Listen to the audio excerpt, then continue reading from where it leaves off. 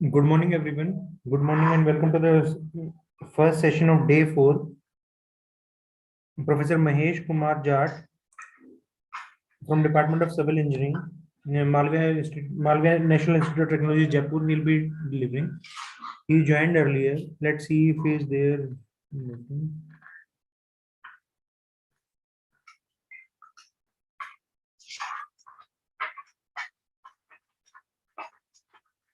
I'll give him a call.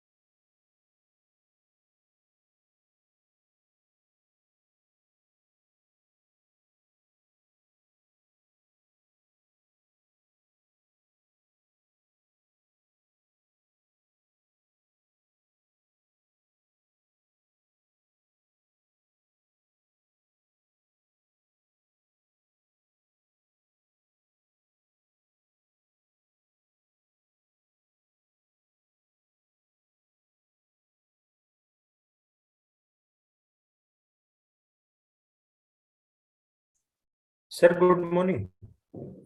Sir, good morning. Sir, good morning. Sir, there are just 48 participants. Don't know how. I have requested them on WhatsApp to start. If you want, we can start. By the time they'll start joining it. As you wish. Sir, thank you very much, sir. So, sir, good morning.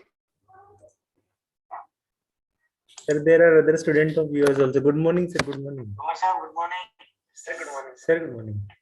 Sir, there are just 48 participants. Don't know how. I have requested them to start.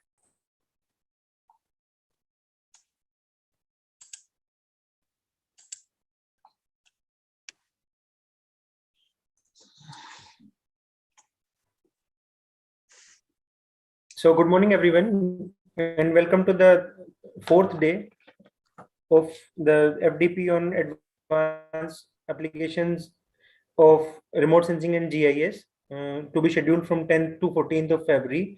So, welcome to the first session of day 4. Professor Mahesh Kumar Jat from Department of Civil Engineering, Malaviya National Institute of Technology, Jaipur will be delivering. Sir will be having 2 sessions back to back. First session will be on applications of remote sensing and GIS in hydrology, and second session he'll be delivering on applications of remote sensing and GIS in urban studies, which is basically assessment of urban heat island oblique use of remote sensing GIS for master planning or zonal development planning at external. So, sir, welcome, sir, and thank you for providing us a chance to listen you again. To all the participants, Professor Mahesh Kumar Jat is professor in Department of Civil Engineering at Malaviya National Institute of Technology, Jaipur. Sir is having a vast professional experience way back from 1999. Sir joined as assistant professor in Department of Civil Engineering at MNIT Jaipur.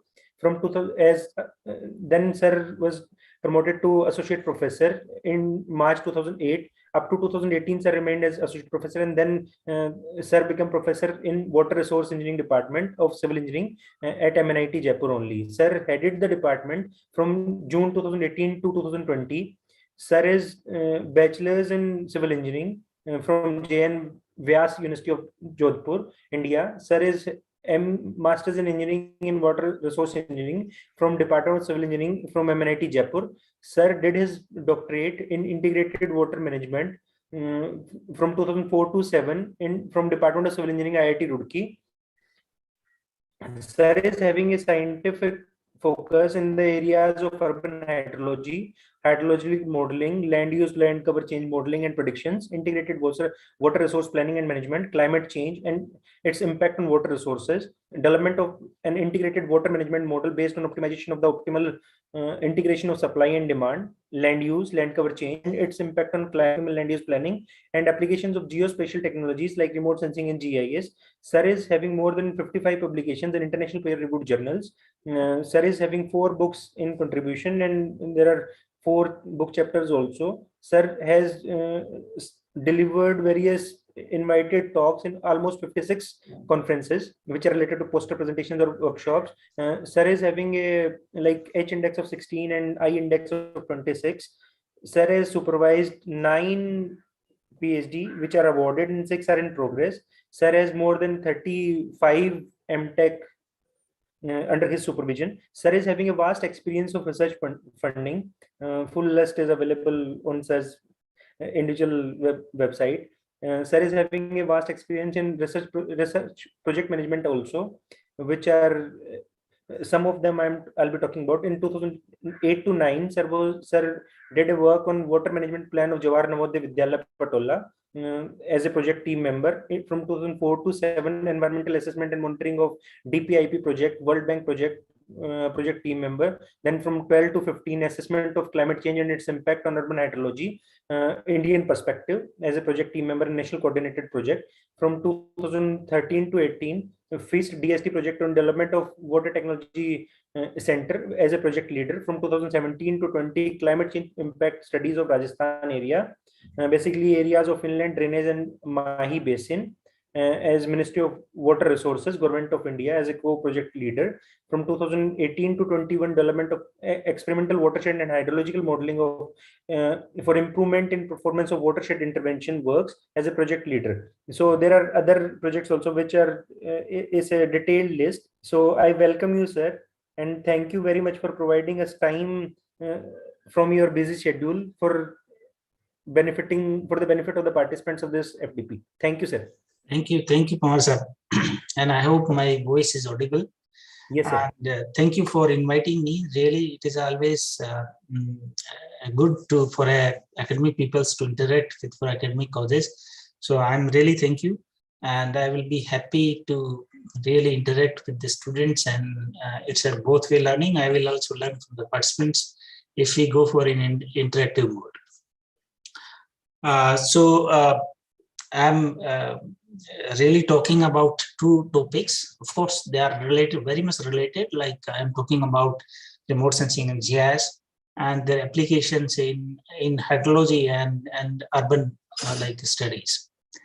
So hydrology, like remote sensing and GIS, I'm not going into detail about these things because probably you have already gone through it.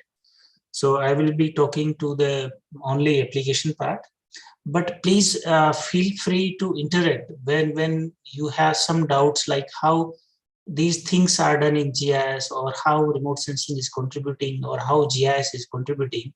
I will be happy to link with the GIS and their tools. Because while you are discussing an application, you will be more focusing on application part. And sometimes these technologies which are supporting those applications may be in the backside. So please feel free to discuss it. Okay, and always it is good that we should move in an interaction mode, because we can discuss the doubts and we can discuss more problems. So please feel free to really ask the questions in between. You can always stop me. As I said, that hydrology is a basically special phenomena. Special phenomena means, as far as hydrology is concerned, at some point or every point, something is happening. At some point of time, it is happening, and a lot of, you can say, different type of processes are happening. and those processes, which we can call it the hydrological components. So they are happening at every location, and they are also interacting with the surroundings. They're also interacting with the earth surface and other type of things. So really, spatial means we can think of the information or the data that is happening on the space, and if the space and their characteristics, okay, they are quantified, they are you can say their information is created in digital domain, and that information is very relevant and useful in hydrological assessments, because hydrology is happening on location at some point of time. It is interacting with the surrounding environment, and it have the relationship with the surrounding environment, with our surface and surrounding environment. So it means it is very important for hydrological assessment, and all the phenomena which are really have some influence or happening on the surface, and which are influenced by some characteristics of different objects and locations, and those locations are also affecting those processes. So for all such things, I think special technologies like remote sensing, GIS, they are very useful. And most important in hydrology is that using GIS and related technologies like remote sensing, okay, we can introduce or we can incorporate the spatial and temporal variability of catchment characteristics into hydrological processes, in the assessment of hydrological processes. So by this, we can reduce the uncertainties, which is otherwise not possible with the conventional technologies. So that is main, you can say, very important aspect of using spatial technologies. So I will be discussing few, like again, application examples, hydrological modeling examples, assessment examples. So please, I will be happy really to interact. So I'm sharing presentation. Please let me know if you are getting it in the correctly.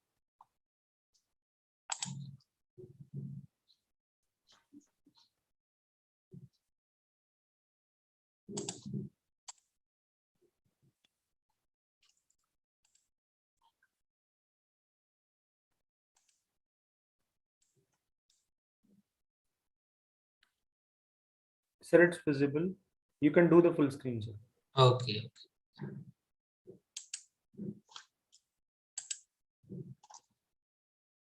Okay, so now you are getting this?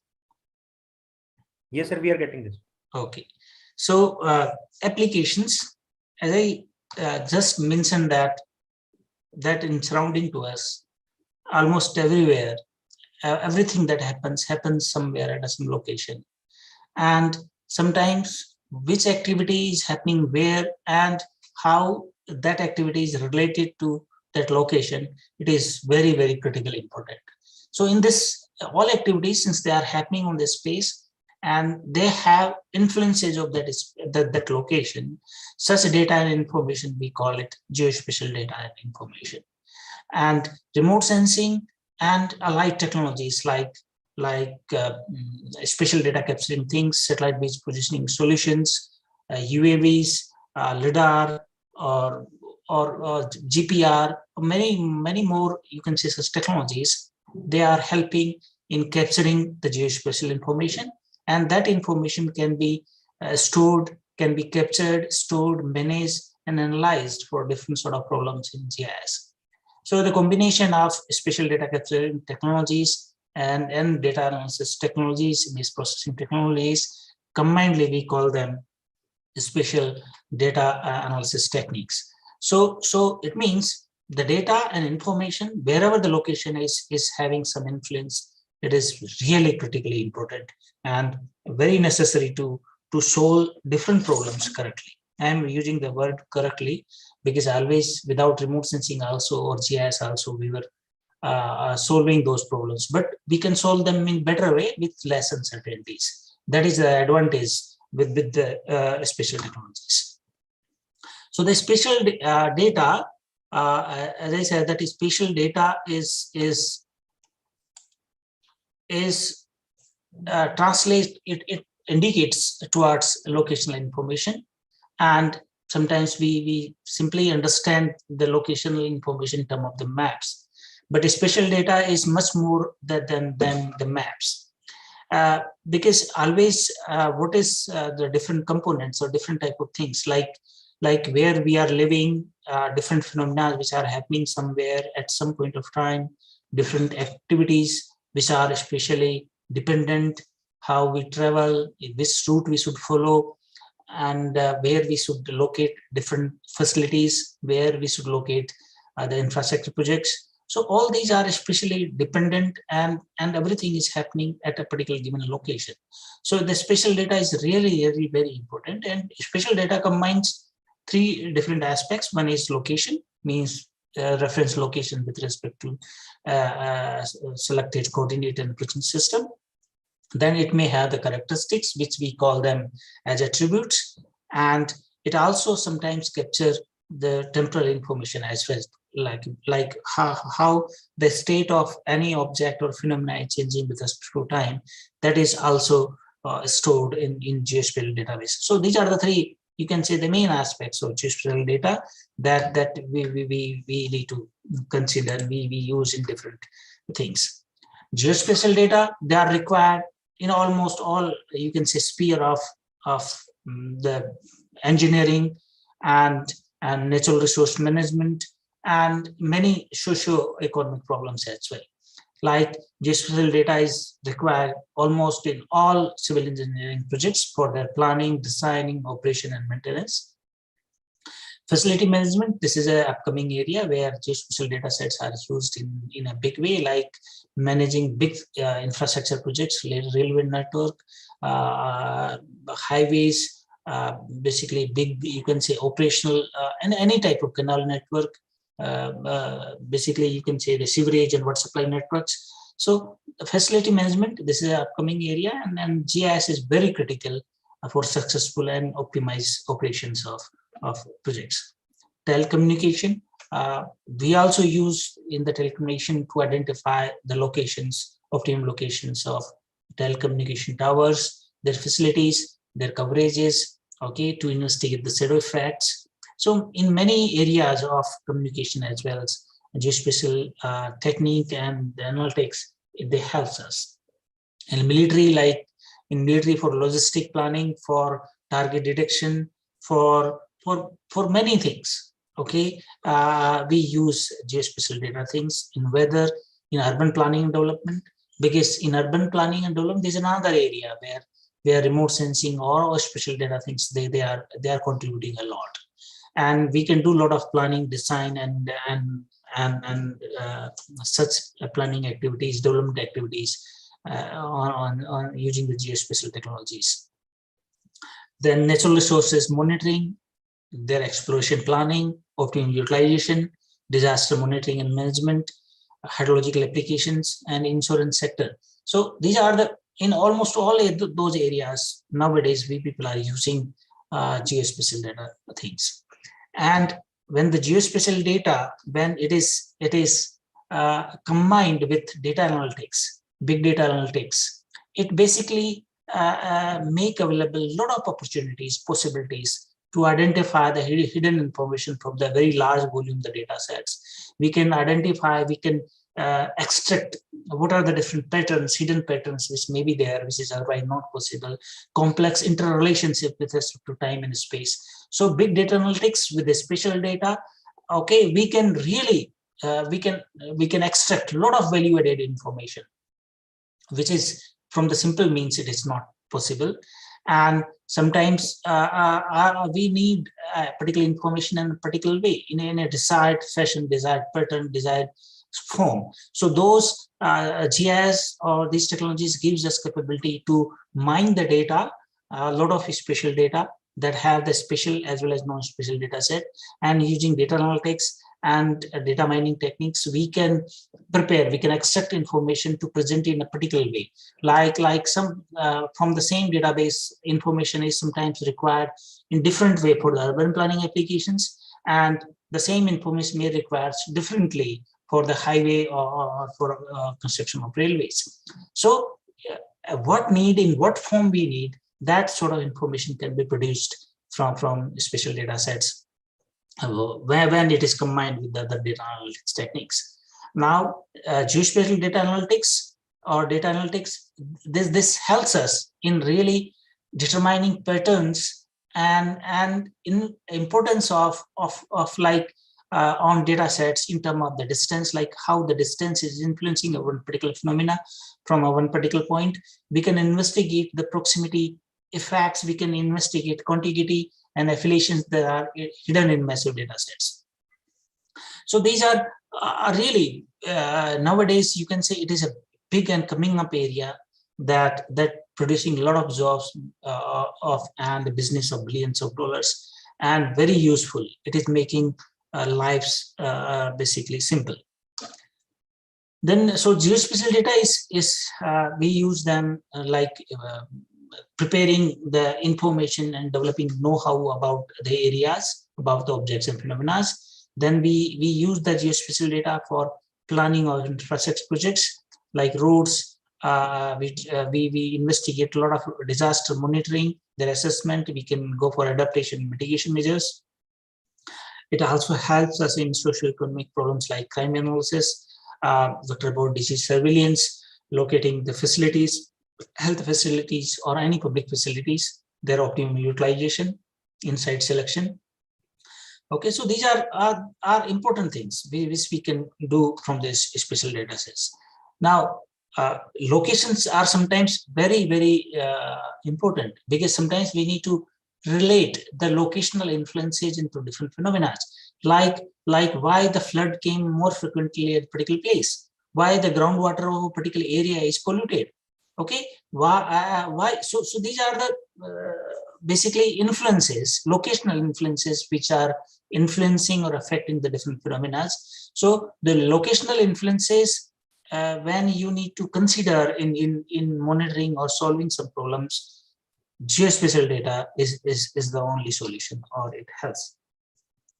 When the geospatial data with related technologies, just like you can say the models, mapping tools, okay, they make them more versatile and more useful.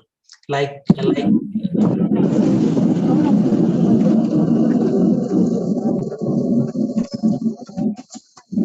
I request to, yeah. I request all the participants to kindly keep themselves mute throughout the session, unless until you are having some question related to the topic. Kindly don't unmute yourself.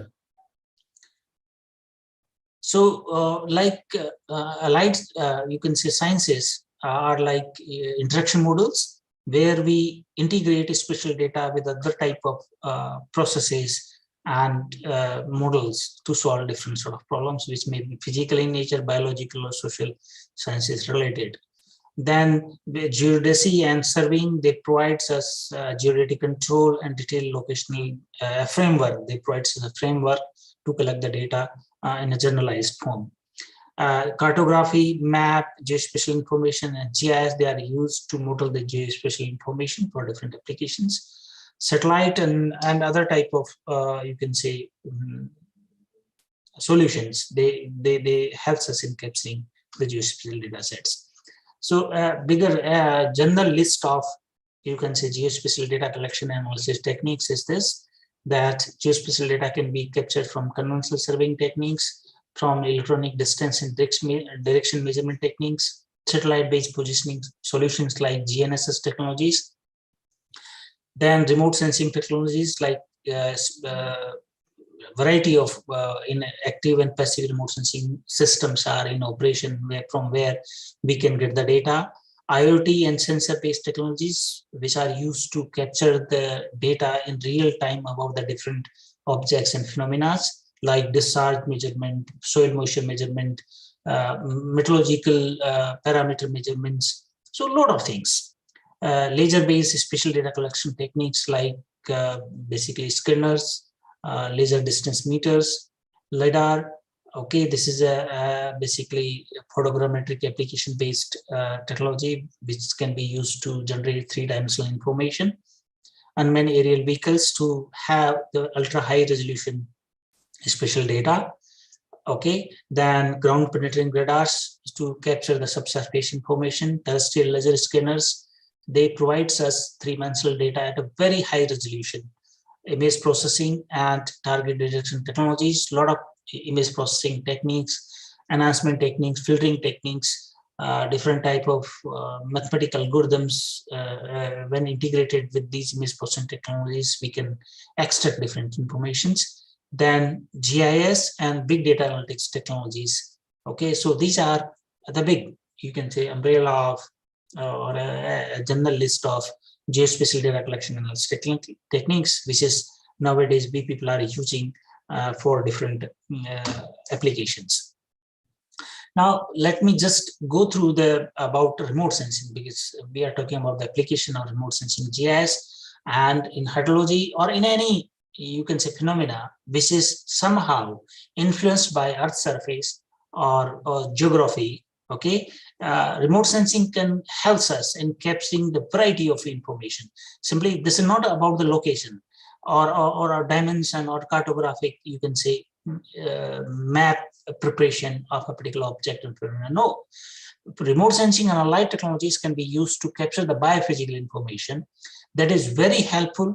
And another very important aspect is from the physical measurements. If you want to capture the certain information and data, that is only possible at certain finite locations, measurement locations. So whatever data you are capturing from manual means or by other means, they are point data sets. But many areas, like in all the phenomena in hydrology and many more aspects, okay, they are aerial in nature. So the remote sensing helps us, giving us directly or indirectly many special data or information about many biophysical variables, like a few of those information we can capture, and related systems or programs which are available to capture those information is like the biophysical variables, XYZ location, geodetic controls, and XY locations from orthocorrected imageries. So geodetic control means reference system. So all data set in digital domain from remote sensing we can get with the coordinate and position system, and you can get this sort of information from GNSS systems, global satellite navigation systems. Then we can get from the variety of satellites, like big list is available from Landsat to IRS satellites to very high resolution satellites like GI and GOI and WorldView. And of course, in active remote sensing domain, radar or RESAT or SAR or RadarSat. So a lot of, you can say, options are available. Another type of biophysical variable that we can get is topographical, three-dimensional topographical information and bathymetry. Bathymetry is nothing but you can say, bad information of water bodies, and that can be obtained from digital elevation models. Topography information can be obtained from DEMs, and bathymetry can be obtained from digital bathymetry models, DBMs. And these two things, topography means three-dimensional height information, that can be obtained from, of course, from GNSS systems. We can get from the stereo images that can be captured from the satellites, and that can be captured from LIDAR, UAVs, and a lot of other type of options are available. For bathymetry, we can use the sonar, bathymetry, LIDAR, stereoscopic aerial photography to capture the three-dimensional information of riverbeds or some water bodies when they are clear. Other biophysical variables are like vegetation. We can, nowadays, we have developed a lot of sensors and remote sensing programs where we can capture the very particular information about the vegetation and biomass. Like we can capture the chlorophyll, variation of chlorophyll that is available in the plant leaves. We can estimate canopy structure that is related to vegetation, their height. We can biomass derived from vegetation indices, absorb photosynthetically active radiations, epitranspiration. This epitranspiration is again very important. And when you want to plan the irrigation and you want to save a lot of water, or you want to enhance the irrigation water use efficiency, then correct estimation of epitranspiration is very, very important.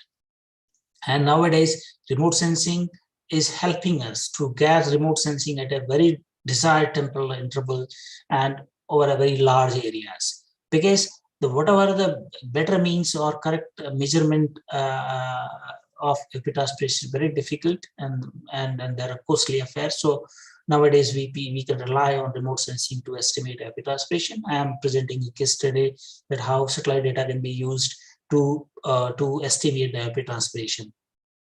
Then we can another you can say biophysical variable that can be captured is surface earth surface temperature, about land, water, and atmosphere, and the remote sensing systems which helps us to get these biophysical variables are Ester, AVCR, GOIs, Hyperion, Landsat 8 thermal infrared bands, MODIS, and airborne thermal infrared, you can see sensors. So we can get it. Another biophysical variables about the soil and rocks. We can nowadays we are able to, using the middle infrared bands, we can measure the soil moisture to a certain depth. Then we can, using remote sensing, we can use the mineral, we can identify the different type of rocks, and indirect, you can see indirect indication of the mineral compositions, taxonomy, hydrothermal alterations, using these data sets like Ester, MODIS, and Landsat, Ester, MODIS, airborne satellite, hyperspectral systems. They can be used to get these things. Then surface roughness, this is very important for estimation of epitranspiration and to estimate the aerodynamic part of operation epitranspiration. So we can get from the satellites about the information on the surface roughness. Then we can have a lot of information we can capture about the different biophysical variables related to atmosphere, like aerosols, cloud friction, like what is cloud density in the atmosphere, precipitation.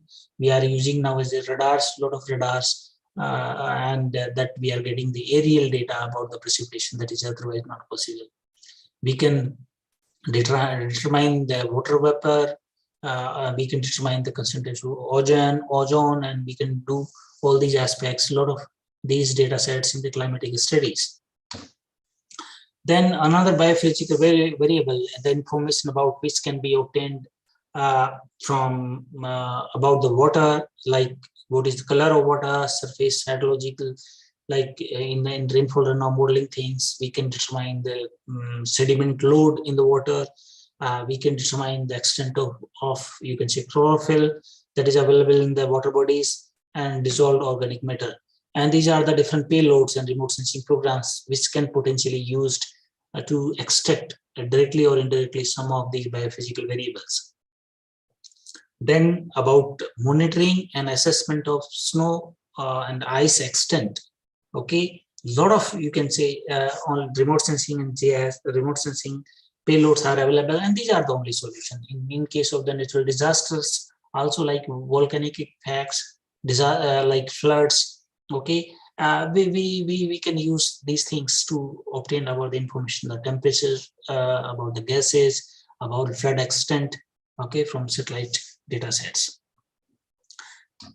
Then we can get land use land cover information. Of course, this is the main use and application of in the hydrology domain, in urban and master plan, you can say urban studies. We can extract temporal land use land cover information at a variety of resolutions, and that land use land cover information is required for all type of engineering applications. We can get a lot of data about vegetation, crops, like for the health monitoring also. We can use a lot of data sets and different type of payloads which are available. So these are some of, you can say, the biophysical variables. I'm emphasizing it because sometimes we get confused that remote sensing and allied technologies, they are mapping technologies only. No, we can get the reference information about a lot of geophysical, you can say, phenomena and variables, and which are biophysical variables, which are very important, critically important for different phenomena and the solution of different problems. And advantage is that we are getting aerial coverage of these variables, which is otherwise not possible with the manual means. So that was the main areas of remote sensing related technologies, that how we can capture the information about different type of biophysical variables, which may be above the surface, on the surface, and below the surface, using different sort of remote sensing technologies.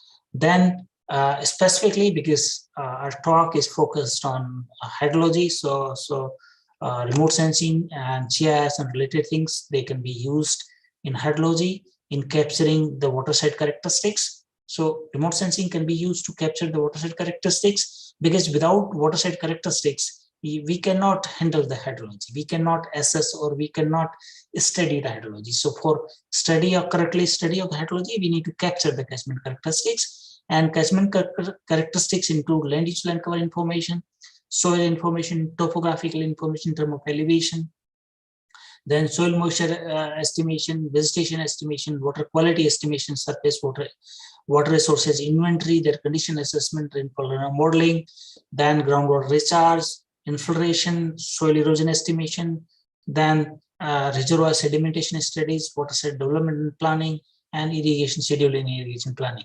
So these are the many areas where some or more part of these aspects can be solved using remote sensing and related technologies. So in hydrology, the basic and the initial you can say exercise or application is that we want to capture the catchment characteristics from remote sensing and related spatial data collection techniques. Then we create a digital watershed or digital catchment in terms of different GIS database layers and thematic layers in GIS. So our first step is data capturing about catchment characteristics, then creating a digital catchment or watershed by capturing the different thematic layers. And these are the typical thematic layers which are created for catchments in watershed for any hydrological analysis. So I'm just now discussing some of, you can say, advanced case studies related to hydrological applications where remote sensing and GIS are used. As I have given the example that for a solution of many problems, we try to integrate remote sensing and GIS and related technologies with the interaction models. Okay, like one example I'm demonstrating is use of SWAT. SWAT is a hydrological model that is based on GIS. So it means it works on as a backbone is the GIS. And so the data is captured from remote sensing technologies. Those data sets are converted into GIS databases, and then hydrologic models, they are parameterized from the database that is captured, and it is calibrated, it is validated, and then hydrological processes or water balance can be correlated, can be you can say relationships can be established on a location basis, and we can understand that how your watershed or your catchment is behaving, how it is responding, okay, with the external stresses and external environmental consequences like climate change. So I'm just presenting a case study where remote sensing and GIS is used to model the hydrology, and modeling tool was SWAT. So this is basically extent of catchment, and that is Jasmine the lake and the small artificial lake that is available in Jaipur district, and this is part of Mahi basin, and it is around 52 kilometers from Udaipur. And this is basically lake, and this is here artificial. There's a hillocks in both the sides, and in between hillocks it was a artificial dam. Small dam was created to create this artificial reservoir. It is also called Jasmine Lake. This is a big lake, and this is providing water supply to the Udaipur city and many more villages and towns on the way. So this is very important, and this is a part of Mahi basin, and it is lying in the central sort of climatic zone, and general topography is hilly, and it is located between the 73-degree longitude to 74 degrees and around 24-degree north latitude. So the catchment of this Mahesh Lake is around 18,000, no, 1,84,960 square kilometers. So big hectare. So big sort of, you can say around, this is 1850 square kilometers, and average rainfall is 570 and temperature is around 27 degrees. So as I said, that first step in any hydrological modeling, you can say application, is that we need to capture the spatial data about the catchment characteristics. So that was the first step. Again, we have followed it, that using the different sort of spatial data collection techniques like Survey of India available maps, like Survey of India toposheets, satellite images, from satellite-based positioning solutions. Okay, we have captured the data, and then second part is basically and mind it, GIS is helping a lot, because while you are collecting the data about catchment characteristics, somehow data set may be available in the form of tables, in the form of maps, and those maps may be in the different formats. Some are hard copy maps, their scale is different. So remote sensing GIS, it is really giving us a capability to combine, okay, and integrate the data is available from the diverse sources in different formats and different resolutions into common standards. So that is the big role of GIS. So that was the first part, we have followed it. And so after the capturing the data, we have created a GIS database. And the GIS database includes like watershed characterization, means there are watershed boundaries that is passing through the ridge. So to delineate watershed, essentially we need elevation information. So elevation information is captured from the digital elevation models that is prepared from stereo satellite data sets. And further, the elevation information was conditioned, okay, by integrating the local, you can say, depressions, drains, water bodies, and water divides. So reconditioning of the DM is very, very important. And some of the information that is captured from different toposheets was also integrated to recondition the digital elevation model. So that was done as the first part. So once it was done, then in the GIS, again, we have characterized the watershed. Watershed like delineation, the boundary, delineation of the drainage system, and calculating the morphometric parameters for that catchment, like drainage density, and many other type of information about the catchment. So we have verified the larger drainage system with the drainage system that is available in Survey of India toposheets, and it was refined. So that was the part of watershed characterization that was done from the elevation information that is captured from different sources, from available Survey of India toposheets, from the DMs that is captured from stereo images. It was reconditioned. Then another type of basic layer is like, where are the water bodies, what is their extent, what are the small you can say ponds or small check dams or dams which are available in the catchment, their location, their small catchments, where their interventions are made. So that information was captured again from the satellite images and from the field data sets. Then we have derived other type of topographical information from the DM, like slope map, the direction of slope, okay, steepest direction of flow, like in which direction the water will flow when the precipitation happens. So direction of flow. Then we captured the land use land cover information for different years, because this was a modeling exercise. Okay, and we need to calibrate the model for a long-term data set. So we have captured around 10 years of data set in an interval of 3 or 4 years, from 1981 to 2018, 17, 18. And we have captured the, you can say, land use land cover information for different years.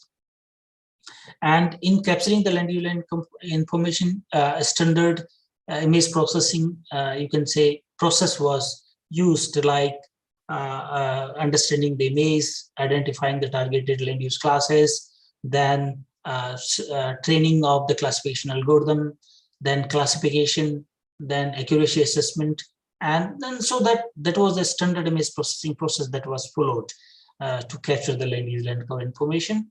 Then contours, reduced levels, we have generated, we have the groundwater piezometric wells. So we have created their point data sets, and then we created the extent of aquifer, and through the litholog information, we have created the basically aquifer, like how the aquifer is varying in that area, what type of subsurface information is. So all those things are created in GIS. Then we have captured the position of rain gauge stations in the catchment and surrounding of the catchment, and then we have captured integrated the rainfall data of 20-30 years, and that was attached as the attribute information from those rain gauge stations. And then the interpolation techniques were used to convert that point data into aerial data sets. So these are the process by which the data set and digital data set was captured about the water set. And so we have created in the form of different thematic layers, we have created, or we have extracted, basically we have prepared a digital Jessamine catchment in GIS. And this is basically slope class values, like what is how the different area can be classified based on the slope. These are the range of the slope that, and slope is varying from 0 to more than 30%. So the area in the different slope classes. So this is usual data creation. This is like a stream, water bodies, and drainage network. And this stream order was assigned, and this is the morphometry, drainage morphometry, like what is the count and length of different order of streams. And then this is the soil map, where the soil texture classes are assigned on the base of the space, and this is the aerial distribution of different soil texture classes. Then this is different type of small dams which are lying inside the dam and their catchments. And these are the satellite images from 1981 to 2018. The different interval, 3-4 year interval, we have captured the satellite images. And these are the false color composites of like 1981, 87, 90, 93, 96, 99, and 2002, 5, 8, 11, 14, and 17. So these are false color composites. And these are the classified land use land cover information. That is, again, using the supervised classification algorithm and later on defined through knowledge-based classifier. So these are the land use land cover classes which are obtained for the different years up to 2017. And that, as I said, that through the stratified random sampling, the test pixels were selected throughout the catchment, and then their land use land cover classes are compared with the reference data sets. So in this way, we have obtained the classification accuracy that is satisfactory with the medium resolution data sets. And then, so once your digital catchment is ready, we have basically conceptualized the hydrological model, okay, using on the top of that GIS database. So here, basically, the SWAT was used, and we have parameterized the SWAT. So SWAT is working on a cell basis, means different hydrological algorithms are working on cell basis on GIS database. So that is a program code that is written, that is called SWAT.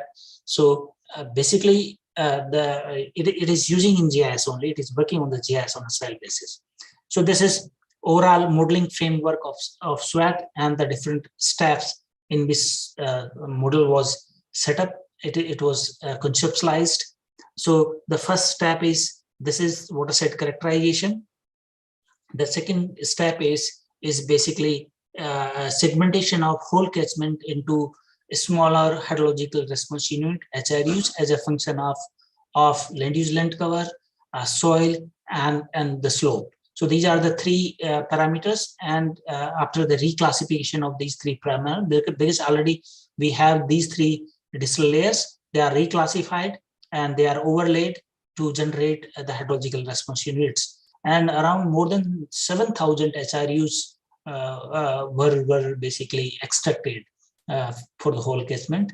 Then meteorological information like precipitation, solar radiation, relative humidity, wind speed, temperature, all these meteorological parameters which are captured from IMD and which are assigned as attribute information to the rain gauge station thematic layer, where those layers are converted into aerial data sets, and which were again supplied, they are assigned on a cell basis to each SRE.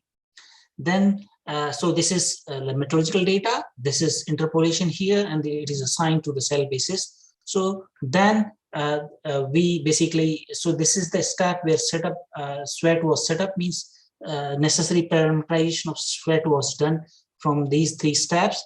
Then appropriate, you can say model parameters were selected for calibration. We did a sort of sensitivity analysis to determine the relative influence of different variables on catchment behavior or water balance. And out of number of parameters, then we are identified through the sensitivity main number of parameters which are more significant, and where we have calibrated them with respect to by simulating the hydrology of the catchment, and then comparing the water balance parameters with the observed data sets at the adjustment lake. And then those parameters, selected parameters, are calibrated. Then the model was validated using the different input data sets, and it was again compared with the observed data set. And once we are satisfied with the calibration, then our model was means ready for simulation. Then we have simulated the hydrological behavior of Jasmine catchment to investigate the different effects, like effect of if the climate is changing, then how it is affecting the hydrological response of water set or behavior of water set. And if land use land cover, if we want to investigate the effect of the land use land cover, then the hydrology was simulated by changing the land use land cover information with the constant meteorological parameters. So all these things are done in GIS. So mind it, this is a perfect example where remote sensing or light technologies are used to capture the digital data about the catchment, and then those data sets are integrated to create watershed characteristics in GIS. Then hydrological model was set up in GIS on a cell basis. It was parameterized, it was calibrated, and then the hydrological behavior of watershed was simulated corresponding to different meteorology change in you can say climate meteorological things with respect to different climate scenarios, and the different land use land cover change scenarios were also investigated. So this is the overall methodology of that study. And so this is the conceptualization stages, the first step.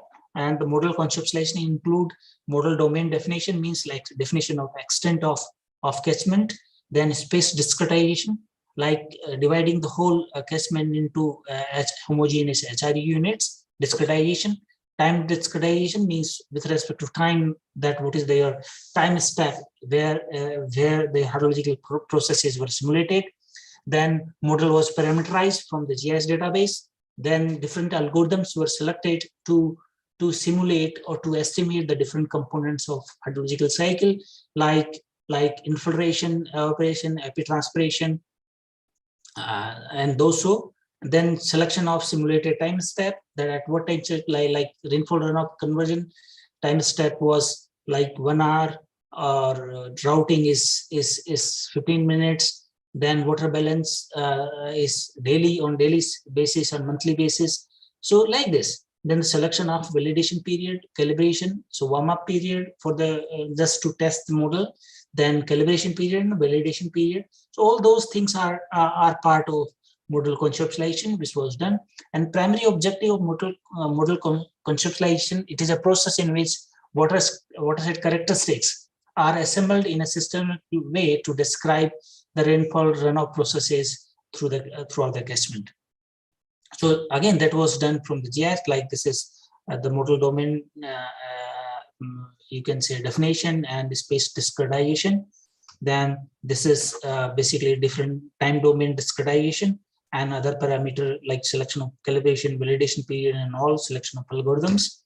Okay, and then finally, after you can say definition of conceptualization, we can run the model, we can generate the water balance component, like what is the stream flow, what is the base flow, what is surface runoff, what is recharge, what is ET, precipitation, or evapotranspiration. So all those components can be estimated on a cell basis, on each SRU, okay, with respect to different time, we can get this information.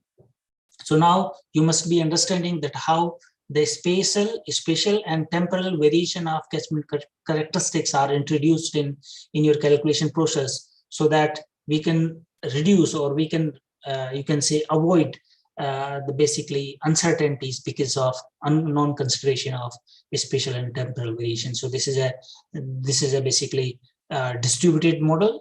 This is a sort of physically based distributed model, and GIS and remote sensing, they helps us in incorporating the spatial distribution of different catchment characteristics which are influencing.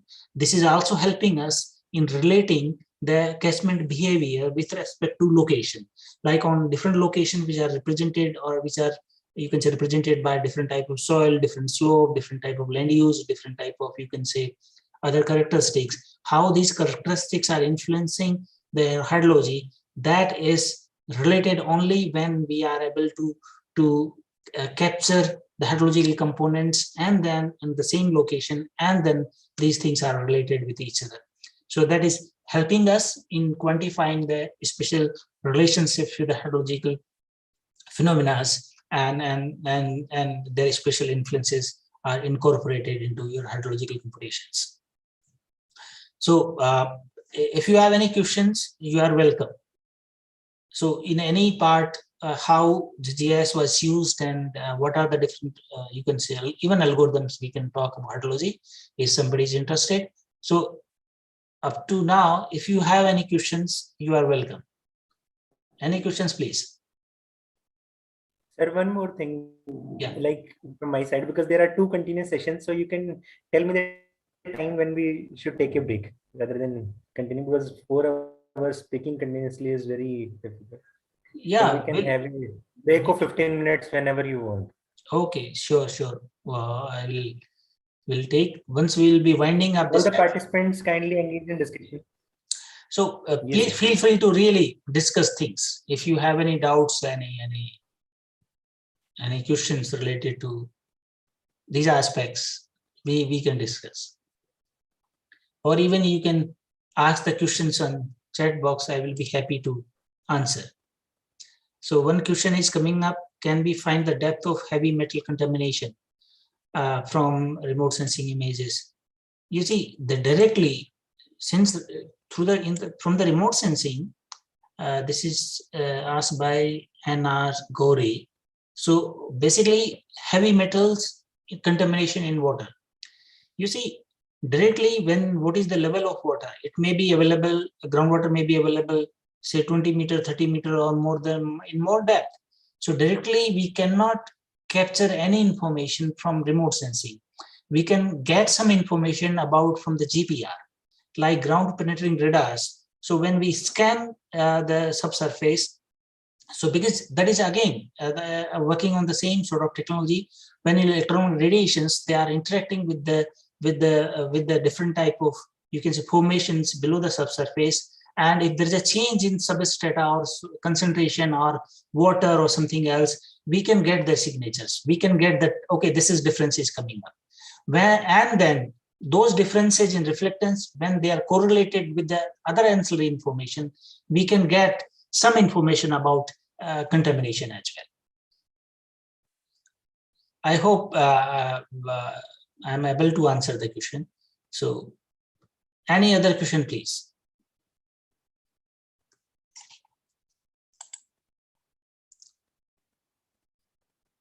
Okay, so let's move. Okay, one more question is coming up. How many observation points are required? You see, it's a continuous data. It's a aerial data. Mind it, because heavy metals, we can correlate a change, or you can say change in signature of electronic radiation from the GPR on a cell basis, and with the like geological formations, what type of geological formations are there, that is also available on a cell basis. Then we can have some data of piezometric wells. Then we can correlate if we have some industry and how what is the, you can say, location or locational influences with respect to that industry. Then also we can have an idea about that whether this industry is influencing it or not. So all those aspects we can get it from on a cell basis.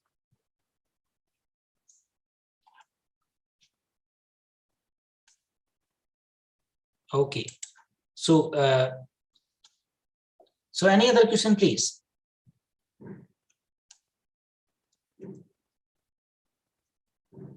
Okay, so let's move forward then. So this was the model conceptualization. The next class that we have basically did a sensitivity analysis. Okay, so this was the period like from 2002 to 2004. This was used as a warm-up period to test the model. How to get a real-time satellite data set. You see, in real time, there's data is not available. Satellite data is not available because all satellites, they are rotating in their fixed orbits around the surface. So we know that at what time they are passing from a one particular point. Okay, so we can get the data of those points only. Real time means like when it is capturing and when it is transferring on the ground, that the some time window is required because data is captured from the satellite.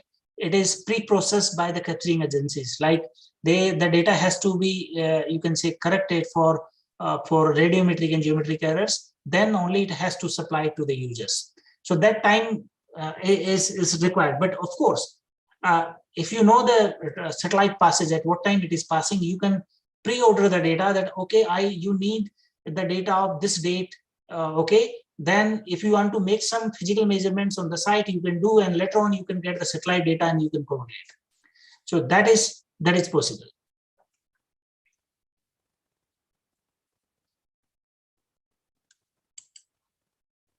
Okay, so this is warm-up period.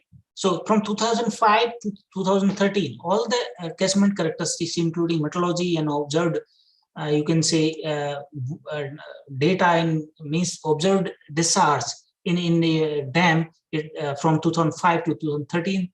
That period, basically for 9 years, it was used for model calibration. Model calibration, and then from 2013 to 17, after the calibration, we have tested the model, okay, whether our model is simulating correctly or not. So these are the rainfall like amounts on the different dates, the maximum rainfall. So we are just presentation purposes, we have targeted because the rainfall in India is happening in the monsoon season only. Okay, so that is depicted from the diagrams that in a narrow window, some months, 2-3 months, the rainfall is happening. So this was the, you can say, model calibration. Then these are the different parameters, 20 parameters of the model, which are used in different estimation of different, you can say, processes, hydrological processes. So those are selected initially, and their sensitivity was tested by running the model for different years by changing these values to a certain range from the default values. Like certain default values, then a range is decided based on the literature reviews that what are the values were reported in literature. So we tested the sensitivity of the model, that how a unit change in one particular parameter is affecting their outflow. So you can say the relative change in output, model output, as a function of unit relative change in input parameters or these parameters, that was investigated to arrive at the most significant important parameters which need to be calibrated for that catchment. So that was done. So initially this was sensitivity was done, and this is the sensitivity results. So just you can see that p values and t statics. So if your p value for the 95% significance, if it is less than 0.05, then those parameters are significant, otherwise not. So this yellow briquette, these are the parameters which have been found to be significant for the different parameters. So because from such a study, or by using the two criteria, T statics and the p values, okay, we have determined that which parameters are more significant out of those 20, and those should be further selected for calibration for different years. So these are some of the parameters which were finally selected, and model was calibrated for those models. So this was the range, and this is the optimum fitted values corresponding to those parameters. So these are 1, 2, 3, and 7 parameters. These 7 parameters were found to be significant, and these are their calibrated values. These fitted values, these are their calibrated values. Okay, and these are how the calibration process was fitted well. So these are the lower and upper 95% confidence limits, these green areas, and this red and blue. Blue is observed and this red is simulated. So we can see that as the calibration process is corresponding to optimum parameters, calibrated parameters, basically your simulated results are following the trend of observed data sets for the different time periods. See, like they are matching the peaks. Of course, there are certain variations are there, but the trend is quite matching and the difference is not so significant. So that's why that was assumed to be calibrated. And then this is the range that how the calibration was for the different years. These are the p-bias values, which are less than 10%. So we can say that model calibration was satisfactory. Then model was validated for a different data set, which was not used for the calibration from a period of 2014 to 2018. And see the validation results. Well simulated results in the blue color, they are well matching with the trends of observed data sets. Okay, and this is perfectly matching. So and when they are plotted on a scatter plot, we get the basically R square value more than 0.8, and percentage p bias is less than, again, 10%. It is around 5.7. So it is indicating that model is basically performing satisfactorily. And these are the modeling results for a area of more than around 2,000 square kilometers. So this is quite satisfactory in terms of model calibration. So once this was ready for us, then basically we have investigated on cell basis. Now here, look at it. These are the examples that how the locational influences, they are tested. Means how your hydrology is affecting, or it is related with the location. So these two aspects are investigated on a cell basis. Okay, in one two cases are conceptualized. One is to investigate the climate change effects, and that scenario was conceptualized by considering the constant and the same land use land characteristics. And 1981 was used as a base year, and the land use land cover was you can say adopted for the base year, and methodology of different years from 1981 to 2014. Then the hydrological behavior of the catchment was simulated.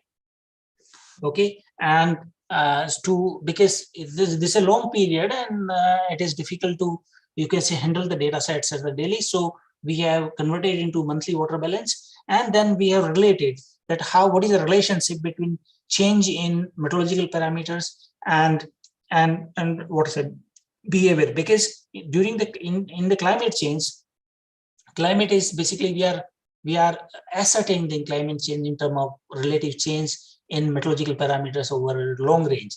So if you want to quantify the effect of climate change on hydrological processes, then we need to quantify that how unit changes in meteorological parameters, how they are affecting the watershed response. So that was basically tested for this case. Okay, and in the second case that was conceptualized, that how we can determine the influences of land use land cover changes if your methodology is constant. So in that scenario, we have kept the meteorological information as a constant for a base year, and then land use land cover was you can say adopted for the different years, that was obtained from classified satellite imageries, and Then again, model was calibrated model was used to simulate the watershed behavior. Watershed behavior means how the water balance is a function of these characteristics. Okay, and then they are related. So I'm just presenting the results. So in first case, see the water balance parameters which are used to define the watershed behavior. So like groundwater discharge, surface runoff, potential evapotranspiration. So these are some of soil erosion. These are the watershed behavioral parameters, which we are saying that watershed behavior is represented by these 5 parameters. So how meteorological parameters are changing, what relationship they have based on these simulated results. So we can say that like groundwater recharge is inversely proportional to the solar radiation. It is inversely proportional to mean temperature, maximum temperature, but of course it is proportional to the precipitation.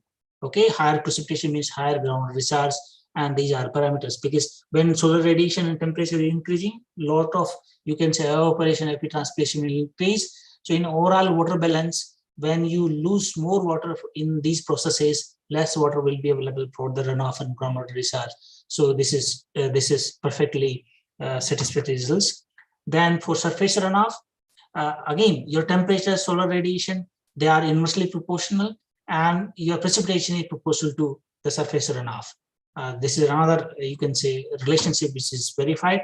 It means results are perfectly indicating that if your climate, if your meteorological characteristics are changing with respect to climate change, like if your rainfall is changing, okay, then it will change their runoff, groundwater recharge. If your temperature is increasing, it will adversely affect their hydrological behavior of a particular watershed. Then soil erosion, again, it is proportional to precipitation. If soil precipitation more, soil erosion due to runoff flow, that will increase. And wind speed, if your wind speed is more, soil erosion will take place more. And temperature is more, then also soil erosion will be more, because in both the cases, when soil moisture is less, then wind erosion will increase. When the runoff will increase, your water-based erosion will increase. Then PET, potential evapotranspiration, it is again proportional to precipitation, because when the moisture availability is increased, PET will also increase. When the solar radiation and the temperature will increase, your PET will increase. With the increase in humidity, okay, because increase in humidity means there will be less you can say vapor pressure gradient exists in the atmosphere, and it allow less evaporation, evapotranspiration. That's why relationship is reversed in this case, in case of relative humidity. Otherwise, it is proportional. So we can conclude from the results that of course climate is going to change significantly the major you can say hydrological components of a given watershed, and hydrological health of a watershed will be adversely, you can say, affected by the climate change. So that was another like case where we were interested in studying the watershed behavior as a function of land use land cover characteristics. So in this particular case, the methodology was kept at the base year 1981, and land use land cover of the different years hydrological behavior was simulated corresponding to different land use land cover characteristics. And you can see basically like agriculture. With agriculture, like if agriculture is increased, PET will increase. This is obvious. Okay, more vegetation means more evapotranspiration. If vegetation is more, surface runoff will reduce. Definitely, it will reduce because your infiltration will increase due to vegetation. Your water will be trapped for more time on the surface. It will increase the infiltration. It will increase the evaporation and evapotranspiration. So these two results into less, you can say, your surface runoff. But groundwater recharge will increase, definitely. When you trap the water for more time on the surface, more time is available to recharge the groundwater. So groundwater recharge is proportional. Soil erosion is inversely proportional, because because when the kinetic energy of water is less, because velocity of flow of water due to vegetation will be less when you have a larger vegetation. So that kinetic energy will reduce the soil erosion that is induced by the runoff. So that's why, and also due to wind erosion that will reduce. So vegetation, that's why its relationship is inverse. Then dense forest, or you can say shrub. So how the forest, so this is results are similar to they are similar to basically with the agriculture, that your surface runoff and soil erosion, they are inversely proportional to the area of forest in a catchment, relative area of a catchment in forest, and groundwater recharge and PET will increase. Similarly, fallow land. So in case of fallow land, because PET will reduce. When the fallow land means there is no vegetation, or vegetative areas, cropped areas, your fields are now vacant. So less vegetation means less PET. So more runoff, okay, more soil erosion, less groundwater recharge. So the same thing is vindicated, or this is revealed by the results of this study as well. Then sparse vegetation. So in case of sparse vegetation, just look at it. Basically, like in this, slope of PET is very steep, whereas when your vegetation is sparse, your slope PET is less. So it means directly you can say that the vegetation cover, density of vegetation, height of the plant canopy, both are affecting your LP transpiration. So dense in terms of canopy, dense in terms of the vegetation, more PET. If it is sparse, less potential LP transpiration will happen. And similarly, it will affect the soil erosion, ground recharge, and surface runoff. Then water bodies. So this is obvious relationship for water bodies. Then trends between sandy. So the number of different land use classes, they are clubbed together, which are similar in nature, like sandy areas, open land, barren land. So they are combined together, and their combined influence is because in barren areas, we have the less vegetation. So obviously, more PET will be less. Okay, so that's why relationship is inverse. And in such areas, because when water will flow, it will flow with a high kinetic energy, so soil erosion will be more. Your runoff will be more because your response will be fast, because it will not retard by the vegetation, and it will have a less groundwater recharge. Then the mining areas, okay, and so these are the outcomes. So we can conclude from the study that really catchment, as well as your metallurgy, as well as catchment characteristics, they are very important for hydrological processes, and they are affecting and we can relate with the location basis. And this remote sensing GIS, these are the tools which can be used to investigate locational effects and to, you can say, determine the watershed behavior with respect to space and time, okay, in a better way with less uncertainties. Okay, so this was the hydrological case study. And for this first lecture, how much time I have, so that I can continue this some more stuff. This time is available. So we can continue up to 11:45, and then we can have a break if you want. Okay, so if you want to have a break now, we can start. No. Let's complete this first hydrology part, then we'll have the break. Okay, sir. So, sir, 10 more minutes, sir. Then we'll take a break of 15 minutes. Okay. Okay, so any questions, please? If anybody have any questions, I will be happy. Even we can restrict it, and other than this case study, if you have any other question related to hydrology and hydrological applications or remote sensing GIS, I will be happy to interact.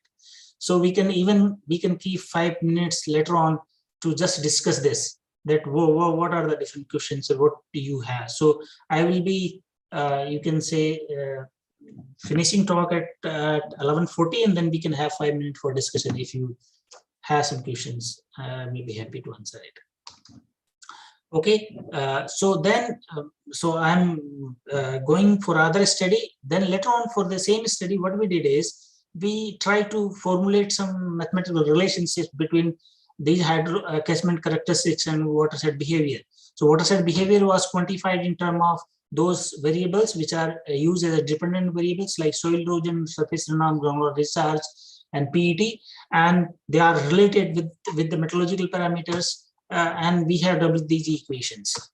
And later on, we have used these equations to develop an index to quantify the climate change effects on watershed. So that was some other time we can discuss it. So these are the equations I developed. Then I would like to really discuss this case study where remote sensing and allied technologies can be used to ascertain or to monitor the changes in topography, in hydrology of a particular given area. So if we are doing a lot of interventions in a particular area to improve the hydrology or to improve the agriculture or something, how those changes, whether it is positive or negative, they can be monitored, they can be quantified. So impact assessment of watershed development, how we can do from the remote sensing GIS technologies. So these can be done in different ways. Okay, so what changes watershed undergoes during and after watershed planning and development, okay, that is called monitoring and impact assessment. So I'm just going through, I'm giving the examples. So see the 3 examples, because watershed development is done for the wasteland areas where the land is degraded.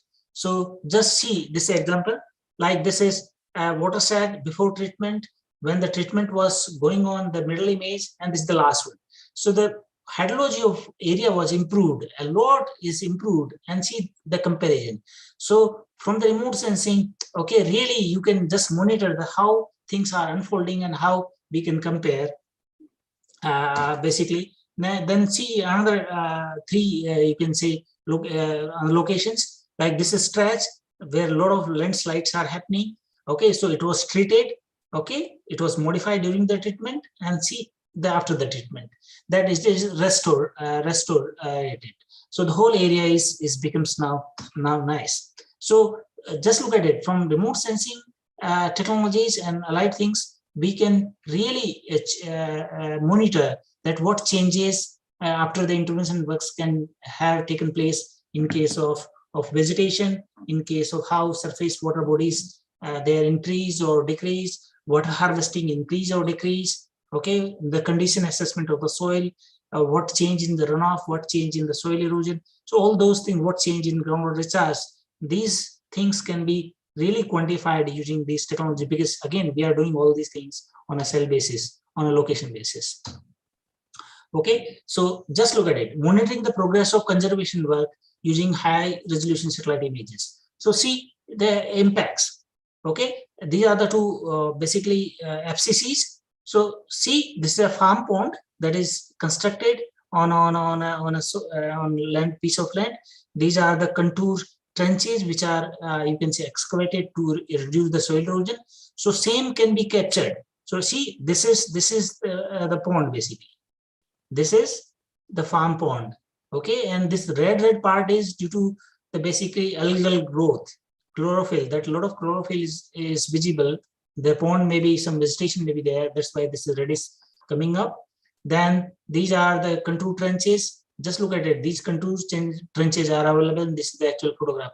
So mind it that we can compare that whether the work is going on or not going on, how much work has been done, and what are the positive impacts. Like these are the farm ponds. This is a farm pond. These 2 are farm ponds. So automatically we can get this information. Even you can correlate with the field data sets. Like these are the field trenches, and the photographs are taken from the field. Like these are the trenches. This is the farm pond that is actually available in the area. Okay, then just see the satellite-based monitoring of field bundings. So this is the before field bunding, and the field bundings are done to reduce the soil erosion. Okay, so here in this particular area, there's no field bunds are available. Just look at it here. These lines are more clear, which are represented by field bunds. These are the lines which are giving us an idea of the field bunds. But here they are visible. So we can see that they are going on. Then another is see that these are the farm ponds before treatment and after the treatment. Okay, these are the number of farm ponds which are coming up, which is otherwise not available in these areas. So from the again remote sensing, we can monitor them. Okay, then monitoring the changes in vegetation cover using remote sensing images. So you see from the satellite images, we can generate the NDVI, normalized difference vegetation index. Even we can determine that whether your vegetation is increased or decreased. Simply you can take the temporal satellite images, extract capture the basically NDVIs and compare that NDVI of 2 time intervals, 2 time periods, and we can have an idea about change in vegetation. Okay, so this is before treatment and this is after treatment. So see the surface water bodies, the same area. So after like creating the water harvesting structures, intervention works, these are the lot of water bodies are created which is otherwise not available. Now see the water and see the increase in vegetation. Here a lot of vegetation is there and here less vegetation is there. So these are the positive effects and in the hydrology which are coming up from the watershed planning and treatment. Then also we can have an idea about the vegetational growth and different type of sediments which may be available in the water bodies. See the reflectance, different reflectance, and you can have an idea because we are getting different reflectance. They are giving us an indication about quality of water in surface water bodies. Like here, this third one is indicating that a lot of sediment is there in the water, because that's why the reflectance is we are getting from, because ideally we will get the zero reflectance if your water is clear and it is having good depth. So certain thing is clear cut indicating that a lot of sediment is there in the water body. And in these two cases, you can see a lot of biomass or a lot of, you can say, green vegetation cover is there. It may be algae, it may be some other type of vegetation. And this is maybe indicating the eutrophication problem in the water bodies. Okay. Then, so we can get some information from the reflectance and quality about idea of groundwater quality, or sorry, surface water quality. We can get in terms of change in reflectance in the particular bands. Like we can get the extent of surface water bodies. We can create inventory of surface water bodies through this index, that is normalized difference water index, and NDWI. And from the NDWI, we can obtain the extent of water bodies. See these two differences. So a lot of, if you compare this, these two, so you can get the June part, and this is NDWI. Okay, so see the difference. That other things we are not interested in other parts, so we are only interested in water bodies. So by processing simple ratioing of different bands, you can get the number of water bodies and their extent. Other type of information may not be relevant to us. That's why if you want to get the inventory, you can get directly inventory from satellite images, and you can compare from the 1 time to 2 time periods. You can have an idea about what has happened in hydrology, surface hydrology part of your catchment. Then we can have some idea about the, like this lot of, you can say, sediment may be there in the lake. Okay. And then we can investigate in the rainfall runoff processes that between 2 time periods, how runoff has changed. So actually between 2 time periods, if you are changing the watershed characteristics, so only what will change, you simply, like the SWOT model, we see the example, simply you change the land use, land cover and climatic characteristics, and you can investigate the change in runoff response. So this is a methodology where land use, land cover, soil mop and slope, these three are potential changes maybe there in case of watershed development. So simply you can simulate the runoff in pre-watershed development scenario and post-development scenario by changing these 3 GIS layers, and you can quantify the changes in runoff. Similarly, the soil erosion, change in soil erosion after their interventions, we can determine by simulating the soil erosion in 2 cases. One is before watershed development and one is after development, and only things will change that will, your drainage will change, your land use will change, your conservation practices will change. So these 3 aspects, you can change them in your post development scenario, and you can determine the soil erosion potential. And by comparing these 2, we can have an idea about the basically change in and mind it, all these things are done in cell basis, that all we people are doing in the GIS only. That's why we are relating the location with these hydrological processes. Okay, so in this particular terms, we can calculate. I have more, but due to time constraint, we now we should restrict ourselves. Now, please, if you have any questions, I will be happy to interact. So any questions, please. We can discuss it now for 5 minutes or 10 minutes. and then we can take a break. Sir, one small question from my side only. Yeah, We please. keep on saying this maps as LULC maps. However, most of the times we keep on like driving these only land cover maps rather than the land use maps. So how many times, like in all the studies that I have conducted, the land use are rarely discussed rather than, and most of these studies only conduct these land covers only. So how justified is both, it? yeah, both are different. Both are different, but many a times you are right that we cannot distinguish them, that, and we use synonymously in many studies, but both are different. You see, for a larger when context, okay, land use is man-made use of, you can say the location or our surface, that is land uses, and primarily these are like built up agriculture, those things. In case of land cover, like natural cover, forest, and these things. So correct way of doing it is we should use both the terms simultaneously, land use, land cover. Always we should use both the terms, because like in hydrology also both are relevant, both are important. Man-made alterations, they are equally very, very important. That's why we used to use the term land use and land cover both.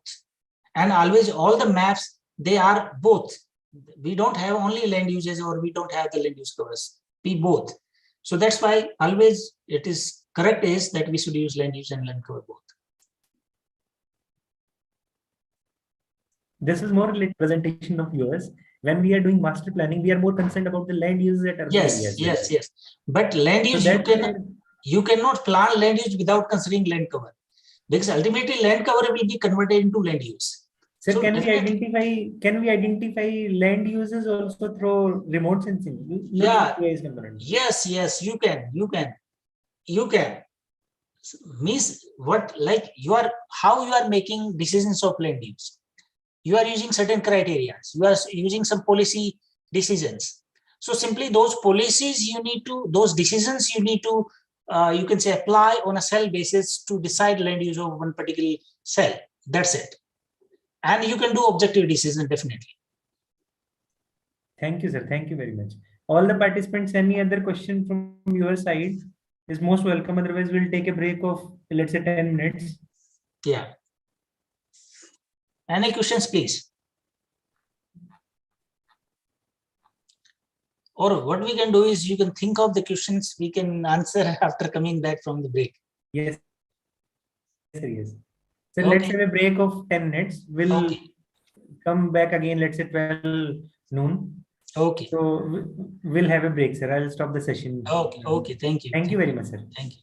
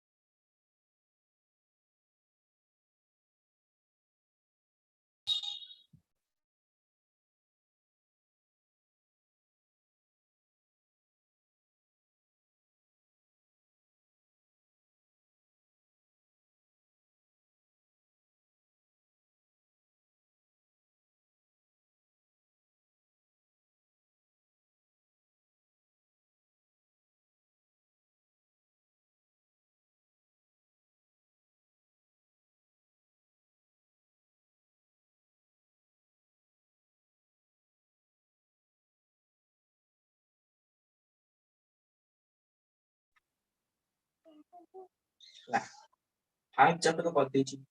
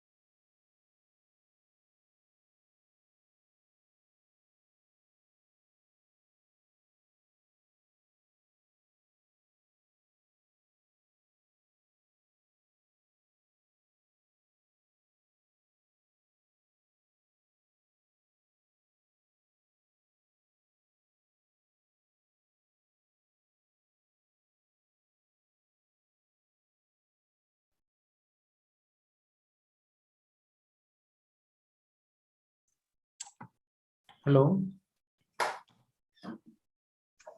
Greetings, sir.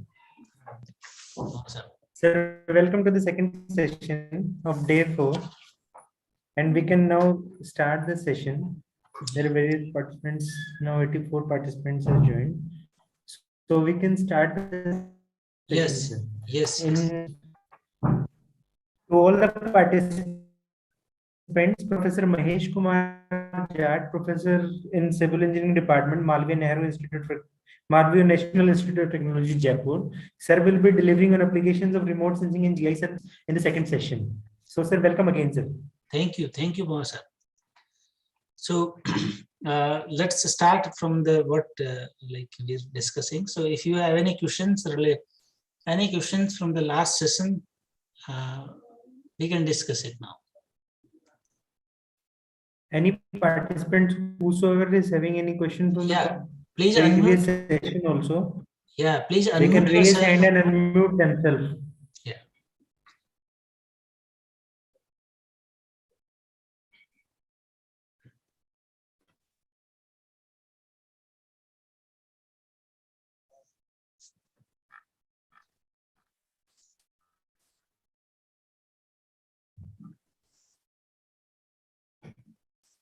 No. So then let's start a talk. I'm again. So in urban areas, similar to hydrology, because in urban areas are nowadays becoming more and more important, because with the aspiration of peoples are for better education, better employment, a lot of migration is taking place towards cities, and a lot of population is like living nowadays in urban areas. And I estimate presently more than 50% of world's population is residing in cities. So really, city planning, urban planning of cities, and other aspects of cities, okay, they need to be studied, and like services, public services, infrastructure planning, land use planning, okay, environmental like sustainability, natural hazard, different sort of, you can say, man-made hazards, their monitoring, their containment and mitigation, urban heat islands in urban areas due to the lot of conversion of pervious areas into impervious one.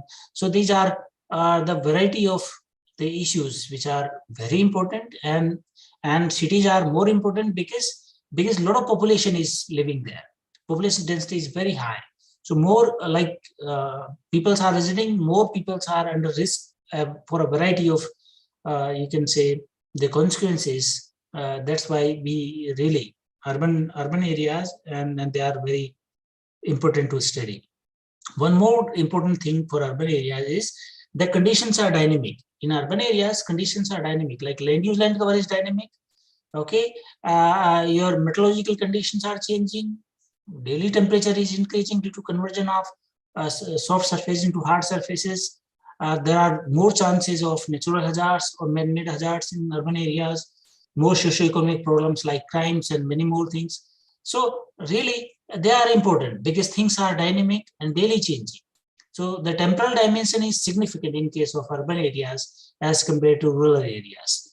So that's why GIS it becomes more relevant to study GIS or related things, because to capture the temporal data or temporal information, spatial data of the cities, how they are growing, how different infrastructure is going on, what is changing, what is not changing, we require temporal, very frequent data sets. So that's why remote sensing is the only solution to capture the data on repetitive. So repetitive coverage is possible from remote sensing, that you can even capture, even you can monitor on monthly basis or annual basis, which is otherwise not possible from the manual means. Like in which city, in which direction city is progressing, in which area more development is taking place, in which area less development is taking place. So all such things can be studied in urban areas. And probably remote sensing GIS is very much helpful in monitoring the urban sprawl,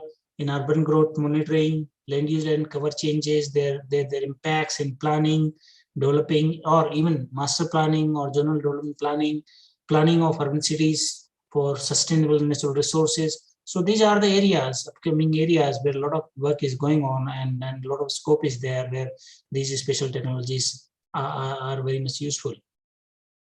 So I'm just from like how we can do. So I'm again discussing few case studies. I'm just discussing the scope. So please again feel free to interact. So I'm just opening a window so that what are the scopes?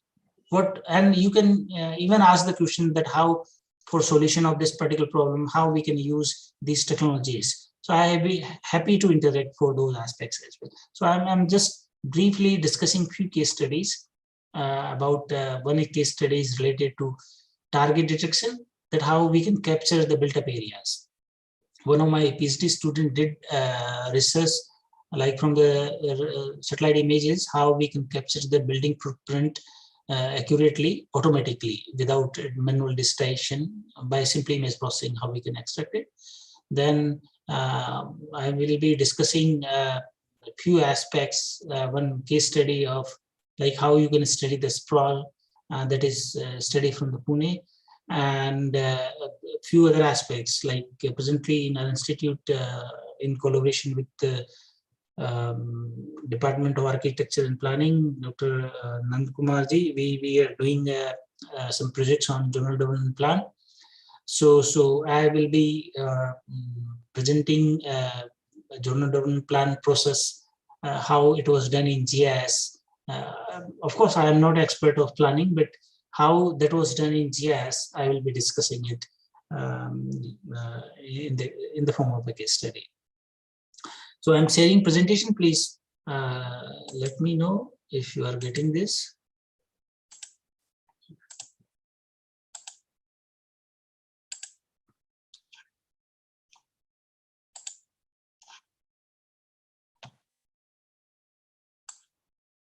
Okay, so I hope this is now coming up. Yes, it's visible. Okay. Okay, so as I said that this is line again very much relevant in case of topography, that almost everything that happens somewhere. Knowing somewhere something happens is critically important, and that is also very much relevant for urban areas. As I said, that this is geospatial technologies are more you can say important for urban areas, because a lot of population is residing, and a lot of you can say peoples are getting affected by every aspects of urban services, urban infrastructure and things. So the typical remote sensing GIS applications for urban planning, development and related aspects, they include urban sprawl analysis, cadastral mapping, land use management, land use land cover mapping, change reduction, change analysis, urban growth modeling, urban facility and their site selection. So this is another aspect where GIS, because making decisions about what type of public facilities are suitable and what should be their optimum location. This is an area where you can do this automatically in GIS that is free from personal biasness, and you can locate correctly on a technical basis. So that is very good thing you can do in GIS, like urban facility identification and their site selection. Zonal development planning, master planning, stormwater management, urban infrastructure planning, facility management, solid waste management, like identifying the waste disposal sites, identifying the routes in which we should carry the solid waste, urban heat, island analysis, assessment, and how we can do it. Basically, we did one of my students did a PhD in this area, where we did a energy balance modeling for cities, and we have investigated that how land use land cover change is affecting your microclimate, and what optimum adaptation mitigations can be done. Though of course it also helps us in dealing with the facility location, like facility location of health facilities, school facilities, and disease surveillance. So many more areas where we can use remote sensing and light technologies. Okay, so these are the broader areas or urban related applications. Okay, so I'm discussing few of the aspects related to this, and this is the endless list. Nowadays, even you can use any type of traffic planning, traffic management. So many things you can do. We can use remote sensing in GIS. So first of all, like how remote sensing GIS or these technologies or digital databases, they can help us in urban planning. So I'm just highlighting a few points, you can say important points where one can think of using these technologies. And a lot of people are using them nowadays. Okay, so like urban planning is one of the main application of remote sensing GIS. Urban planners can use GIS both in spatial database, their analysis, and of course for modeling as well. Like analysis means like extracting patterns, hidden complex, you can say, information, then identifying suitable provisioning of facilities, provisioning of you can say circulation spaces, provisioning of parking lots, provisioning of, or you can say putting land use restrictions and all those things. We can do a lot of analysis in GIS, and you can do the analysis. Then application of GIS can vary depending upon the different sort of stages where and how we are using in different levels, different sectors, and of the functions of urban planning. We can use the GIS. So I will be discussing like in sector basis or different levels how we can use the GIS. So with and nowadays, because a lot of you can see improvements are taking place, a lot of GIS softwares are available in public domain as well, and GIS interfaces are very user friendly, so anybody can use it, and they gives us capability to integrate. Again, I'm using the word integrate, the different sort of information, whether it is available in different other maps. So you can integrate, you can overlay them, you can look into the all different type of characteristics which are relevant to one particular location, and then you can make optimal decisions. So that all these things are possible in GIS only. Otherwise it is not. So then recent advances in GIS, we can use a lot of modeling tools, visualizing things, internet, and like web-based GIS things. Okay, for which help in better planning, in capturing the data set, and for decentralization of these services. Okay, so main constraint in GIS is because it's their softwares are costly if they are not in public domain, and it is you need computational resources, quite good resources, and of course skills as well. Like if you want to use this as a only mapping tool, then it is just sort of AutoCAD.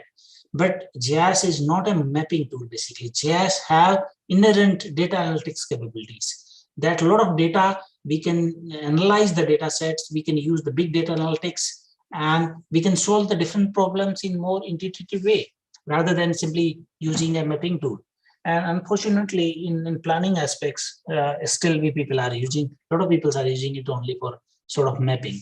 But actual potential is in data analytics. So we should use it for analysis, for problem solving, for planning, for selection of provisioning, selection, site selection, okay, for those aspects. Creating scenarios, of course, in the scenario modeling also, this is very good.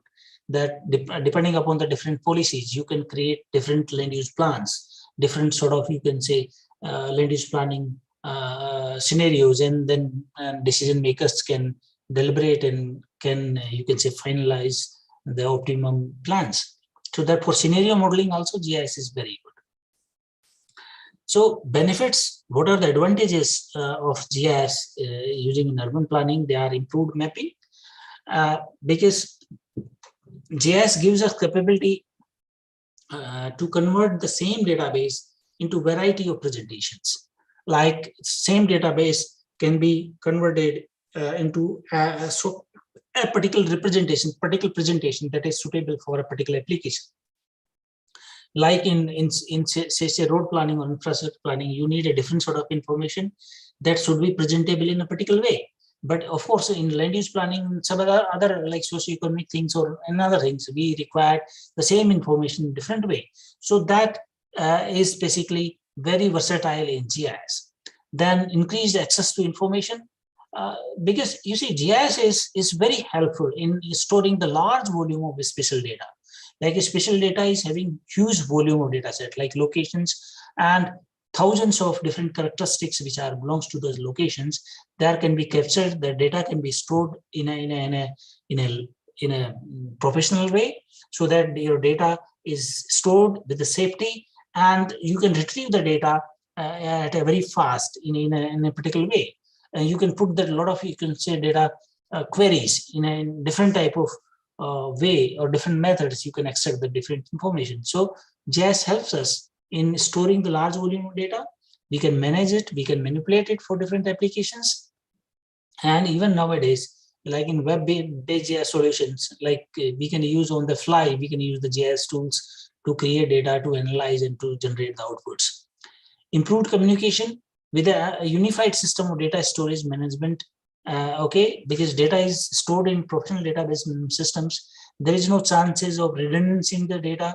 There is no chances of data dimensionality in the data. So we can remove the dimensionality from the data sets, and we can make the improved decisions. Even we can extract from a very large volume of data set, we can extract a particular information, that is putting a condition. Like for example, for example is like we have a revenue record of whole country, and suppose we want to identify for one particular government scheme for beneficiaries, and your conditions of beneficiaries are like that one should be belongs to a particular social group, he has to have the land use, land holding should not be more than this, and like this. So identifying beneficiaries by putting such a condition is very difficult manually. But if you have a GIS database, such things can be done in seconds, okay, without any personal biasness. So that is the improved communication. We can extract data in a better way. Then increase quality and efficiency of public services, like data dissemination, data display, information dissemination, extracting the information, prepare your information. That is very fast in GIS. Okay, like revenue records. Nowadays, revenue records, a big program is going on from the government of India, where we are converting revenue records into digital records.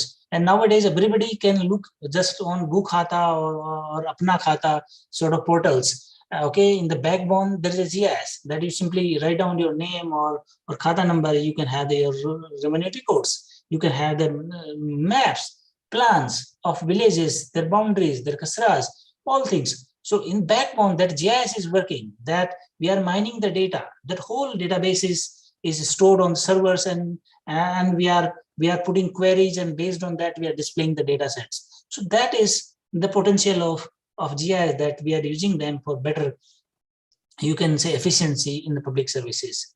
Then as I said that we can use GIS and digital data set for scenario generation. What if scenarios? We can put like for solution of different problems corresponding to different policies, we can generate different options, and then we can compare options in what if scenario sort of analysis, and we can determine more optimum solutions from GIS. Okay, so these are the advantages in urban planning, and because all urban planning related decisions are related to space, so that's why the GIS is the best solution for urban planning related applications. Another benefit is because improved mapping leads to the better access to maps, improved map accuracy, more effective thematic mapping, reduced storage costs. Because data is in digital domain, you need to create data sets again and again. Data updation is very easy. Like suppose for a city is developing, so you have the basically built up area. So tomorrow simply you need not to create again the built up area for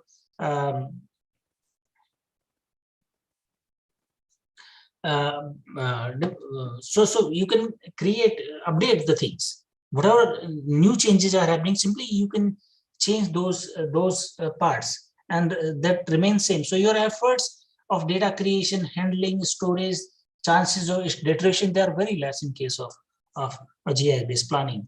Improved analysis, you can do a lot of scenario-related analysis. We can identify a lot of hidden patterns, complex patterns. We can relate multiple aspects to make a decision based on the location that is that can help us for improved analysis.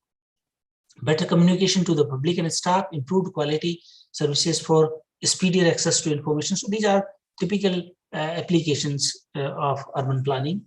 Now, in urban planning, we can use the GIS at the different levels for different sectors, okay, at the different scales.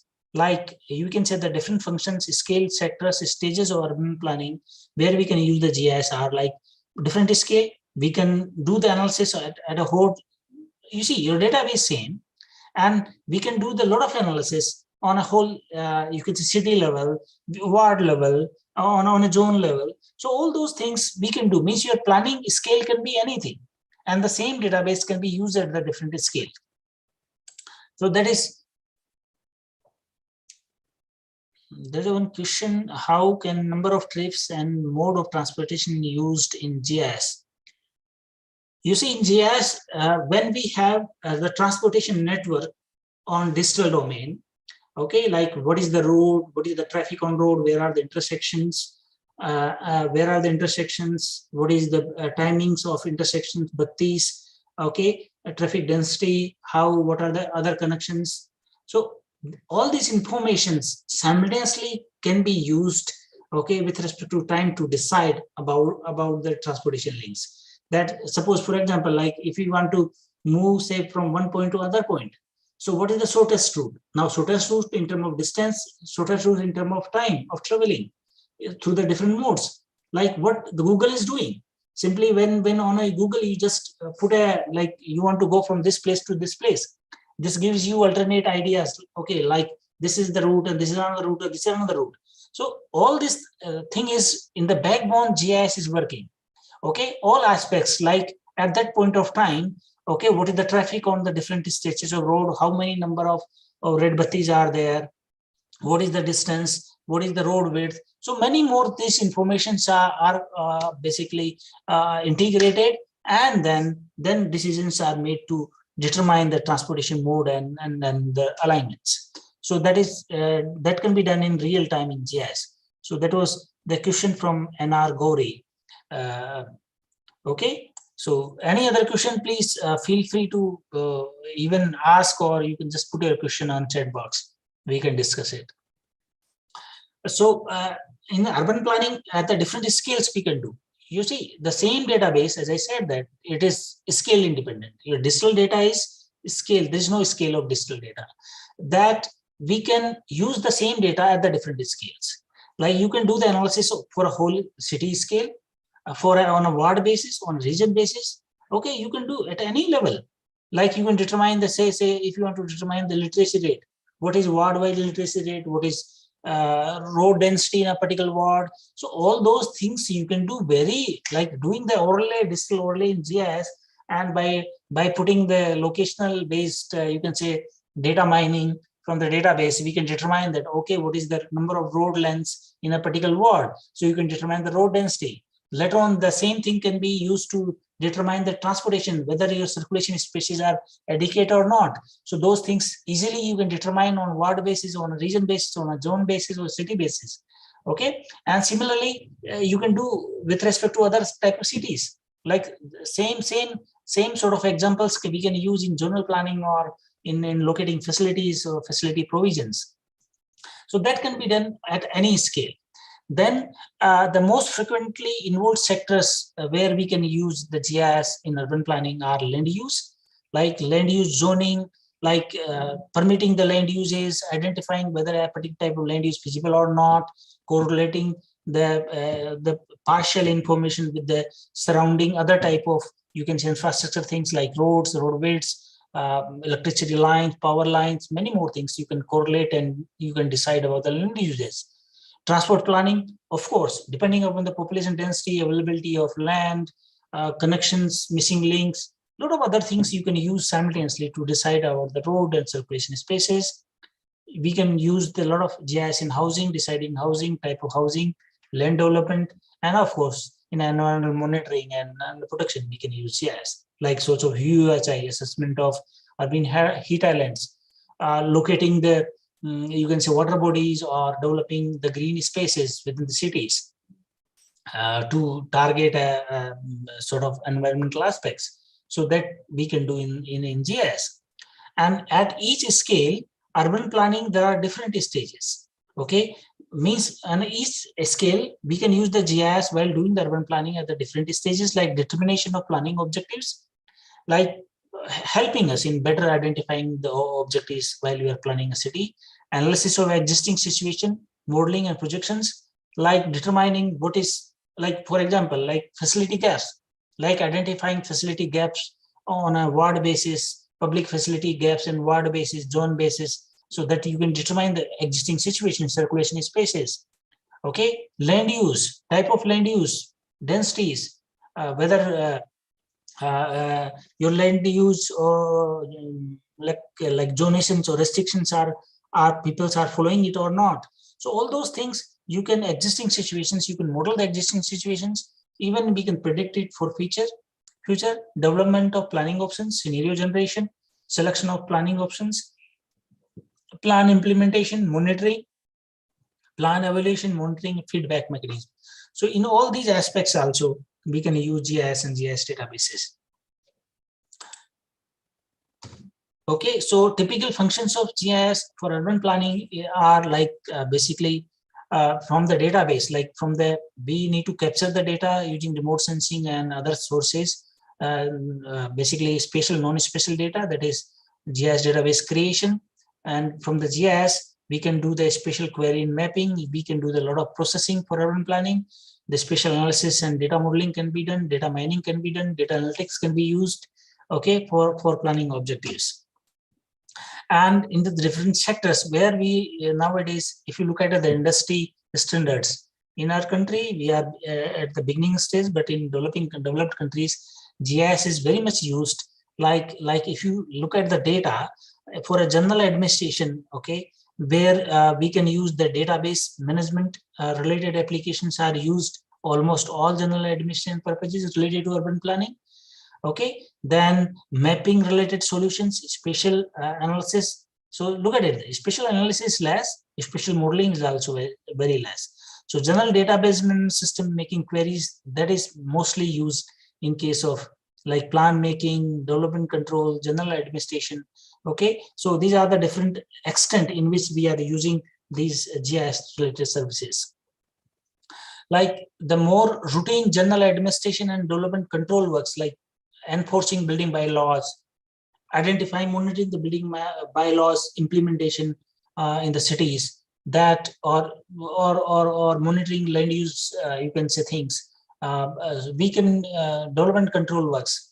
Okay, these are the planning, urban planning related applications. And for these two type of, you can say, works, we can use a GIS. Like in first case, database management system, management of records, land use records.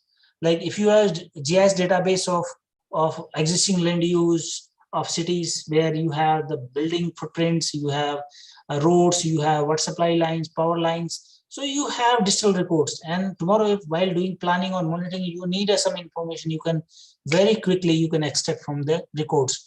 So GIS is basically using very robust professional database management systems, where we can keep our records and we can use the GIS. Thematic mapping, creating GIS database themes, while so that these themes can be overlaid for making decisions. So thematic mapping, we are using it for general administration, development control works, land use management, building control application processing, like issuing basically land pattas, or you can say converting land uses. Here also we use this information databases. Land availability, development monitoring, industrial, commercial, retail, floor spacing, recreational, countryside facility planning, facility management, selection of public facilities.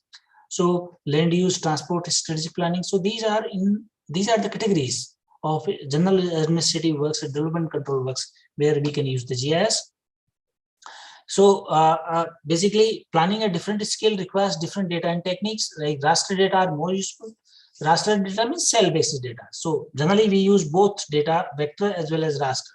So for continuous surfaces like topographic elevation, land use, land cover, soil, such databases which are continuous in nature, raster data sets are more useful. Okay, like satellite images, they are in the raster. But like the discrete objects, like say facilities, buildings, roads, pipelines, they can be vector data can be used to create digital databases forces or discrete objects.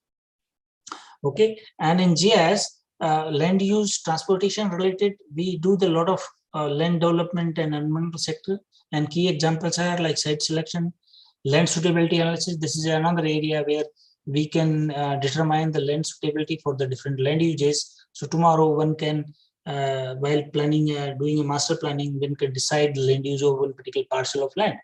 So even you can target the sustainability of resources. You can put the which type of land use at what place as a function of natural resources. So that sort of planning can be done very easily in GIS. Network analysis, route selection are the most frequent used transport in the transport planning that you can do very easily in GIS. Nowadays, ready-made algorithms are available in GIS softwares like in ArcGIS. Network analysis module is available where we can analyze the different sort of networks. Like you can network of water supply lines, sewerage systems, road networks, railway line. So those sort of network related, you can say, applications can be sold. Even like you can generate the cost maps, or like cost means not traveling cost, time cost in terms of costing.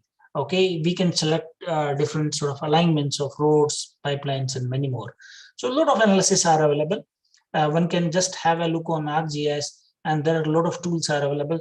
Even if you people are interested, I can show you the different tools. So like this is GIS, ArcGIS tool, and just look at it.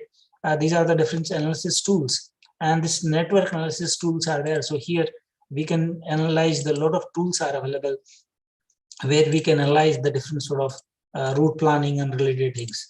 So variety of tools, hundreds of tools are available for each aspect, and which are very useful in urban planning related applications. Okay, so urban environment planning management using buffers and overlay processing. Like you see, buffer is sometimes in urban areas doing urban planning, certain areas they need to be protected. Okay, so while doing automatic planning, you can just put buffers on those areas so that your planning decisions will not be implemented in the buffer areas. So sometimes you can force your analysis to keep certain facilities in particular stretch of land, or sometimes you can avoid, or sometimes you can include. So that thing can be do through the buffers. And while in making decisions or in scenario analysis, when your facility selections or a decision is governed by a number of information themes, then you can overlay the different thematic, you can say, layers, and then you can do your analysis. Like in ArcGIS, okay, you can have those things like in analysis tools. Here in analysis tools, you can, like in here, this analysis tools, here in the proximity, you can find the buffer. So this is buffer, you can create different type of buffer, point, distance, polygon, or even you can create buffer point along point, line, polygons. You can do the overlays. Okay, even you can extract the different information. So a lot of tools are, all sorts of tools are available where we can use GIS for the urban planning related applications. Okay,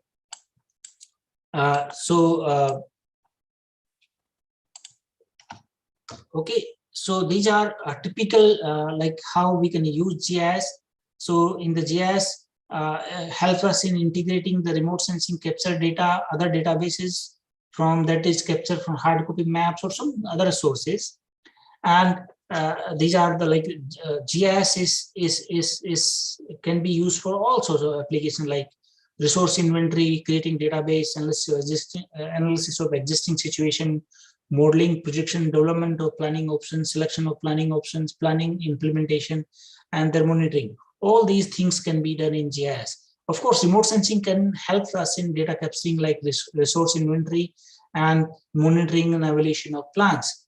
Other type of data and other models in integration with the GIS can be used for all sort of applications.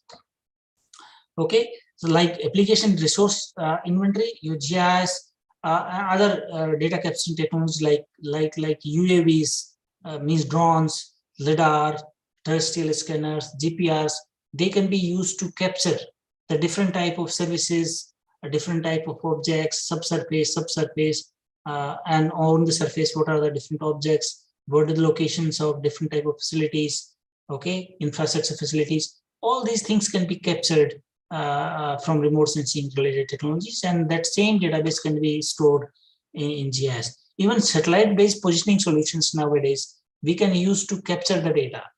So in X, Y, and Z, and directly in the field, you can do the mapping. So using GNSS, earlier we used to know about it, GPS. So GPS is a type of GNSS system. So using GNSS, you can create maps directly from the field. Like just take a, like you are moving along the, say, roads, so you can create a road map. So all sort of data capturing, resource inventory. Suppose we want to identify where are the schools in a city. So simply you visit this, capture the location of schools in the city, just go there and just capture the coordinate and then transfer into GIS, and you can have a digital location map of schools. Similarly, from other sources also, like from the Google or some open sources nowadays, through the cloud sourcing, we can capture such information, and that can be stored in GIS databases. Mind it, and their characteristics also can be attached, because we are storing the location and the characteristics are associated with the location. So resource inventory is a very good in GIS. Then another major application is analysis of existing situation. Like we have the whole urban information or a city information into different thematic layers. So with respect to any criteria, any variable, any problem, you can analyze by overlaying the data set. Okay, you can determine the existing situation. Like I can give the example of it, like determining facility gaps. Okay, determining missing links of roads. So that you can do, whether your roads are adequate in a city or not, whether schools are adequate in different areas or not, whether fire stations are adequate or not, so whether petrol pumps. So all such things we can to existing. So GIS can help us to store, manipulate, analyze physical, social, and economic data of a city.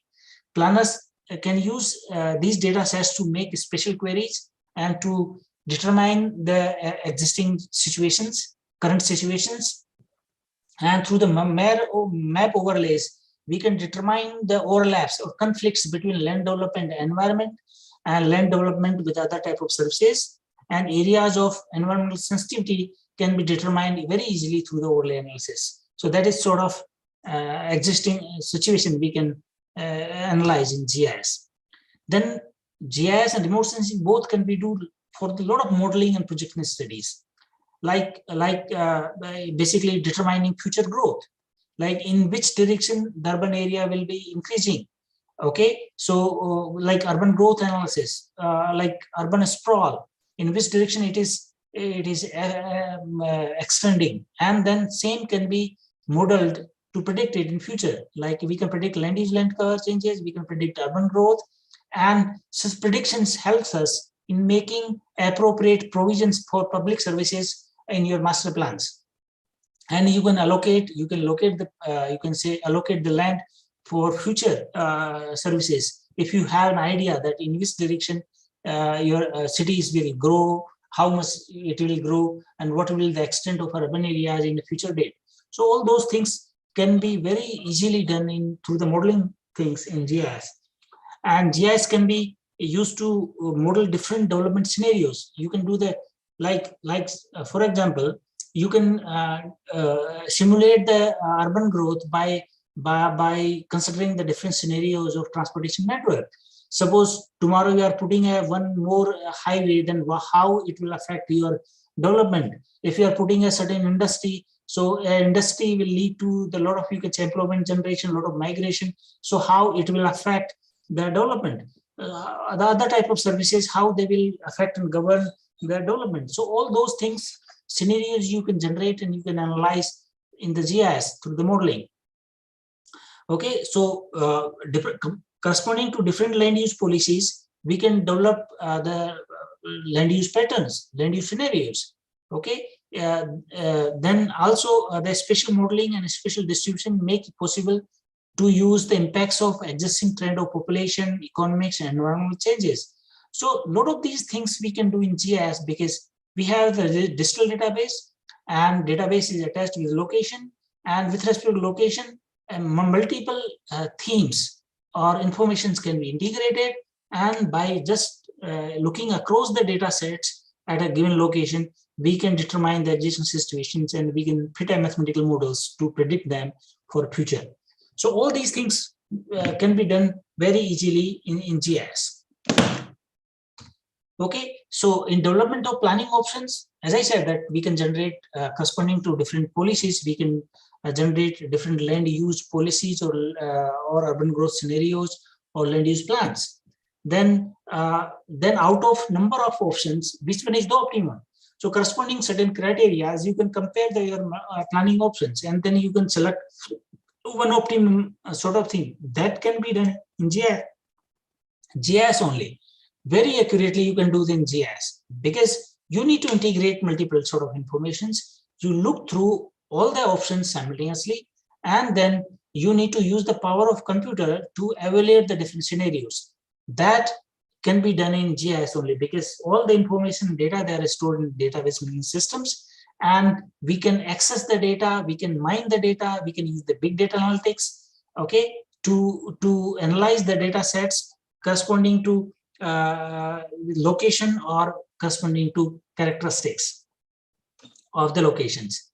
Then plan implementation, we can just like monitoring the land uses, monitoring the building bylaws, whether they are followed in development at a certain place or not, like locating the infrastructure facilities, whether they are implemented as per the plans or not. So all those things can be very easily compared with respect to time from the repetitive coverage capturing of special data about the cities. Then you can just compare them, that how changes are taking place, whether desired changes are taking place or not. So such things you can do very easily in GIS. Then for urban planning, your plan evaluation, monitoring, and feedback, okay, whether how much your plan was beneficial or not. Just I given in the last lecture, I was presenting a case study of monitoring of like watershed development, what impacts watershed development have. So those temporal changes you can compare. Always you can do in GIS. Like the same can be done in case of urban areas as well. Like you can use the remote sensing GIS to help them monitoring the environment. You can use the land use changes. You can monitor the building bylaws. You can see that how the development is taking place as per the plan, it is taking place or not, unauthorized construction. Okay, even you can use for property taxing as well, because you have the database, you have there all the areas about information about the properties and built up areas, you can tax it. So those things, and in all these operations, mind it, there is no personal biasness. You are doing all these operations and analysis without any personal biasness. There is no you can say ambiguity. There's no chances of corruption if you are using GIS in doing the objective decisions. Okay, so this was the urban planning. Like I'm just so these are the biggest scope or the potential of applications of remote sensing GIS in different aspects of urban planning. So if you have any questions, okay, you are welcome. We can discuss it. Any questions, please, for whatever we discussed so far. Even if you have any queries that how I said many things, like how one particular thing can be done in GIS, even I can show you in the GIS software where you can do it. So please feel free to ask the questions and we can discuss them. Like on chat box, I have a question. It would be good that you please unmute and you can ask the questions. You introduce yourself and ask your question. It will be good that we can talk. So one question on chat box. Yeah, please. It's Pooja, sir. Yeah. I'm research scholar from DCRUST only. Yeah. So my research area is on green spaces. So I just want to know, can we separate public green spaces and private green spaces through satellite imageries? Definitely. And how can we calculate? Yes, sir. Yeah, you can do it. And how can we calculate cooling interaction between nearby green spaces, sir? You see, that's why I said that you can determine through the energy balance modeling or through the Earth surface temperature. Like you can calculate Earth surface temperature using thermal infrared data, satellite data, and so Earth surface temperature, and then you can relate that Earth surface temperature on a cell basis with their green spaces. So that was, so means you can correlate the basically green spaces and how it is affecting your microclimate in terms of land surface temperature. Okay, first thing. Then your second question was that you can separate the green spaces with the rest of things from the data sets. Definitely, public and private.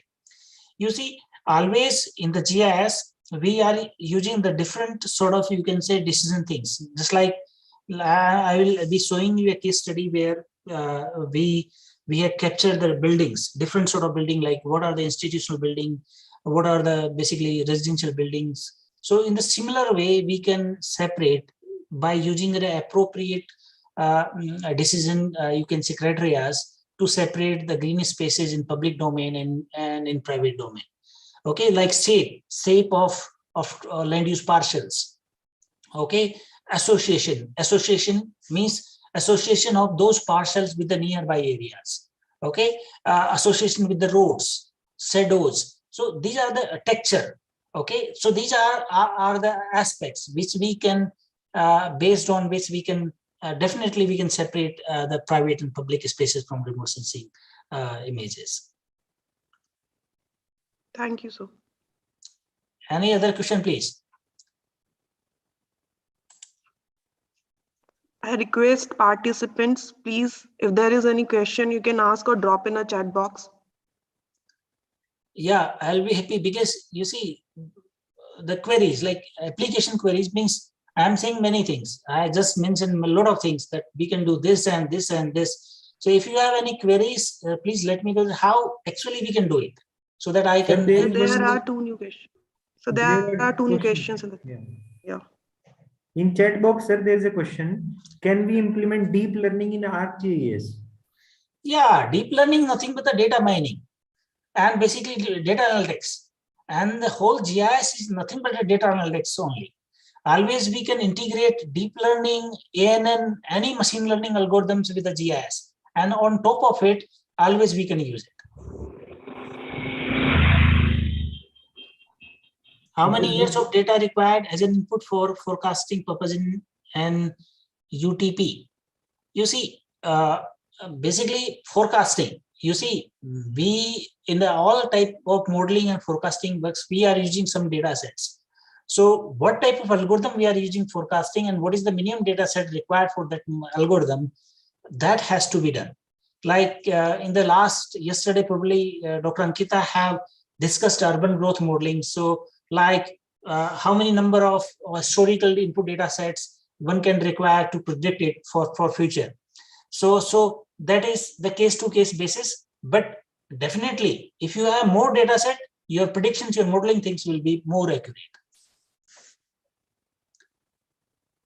But modeling cannot be done from one or two data sets.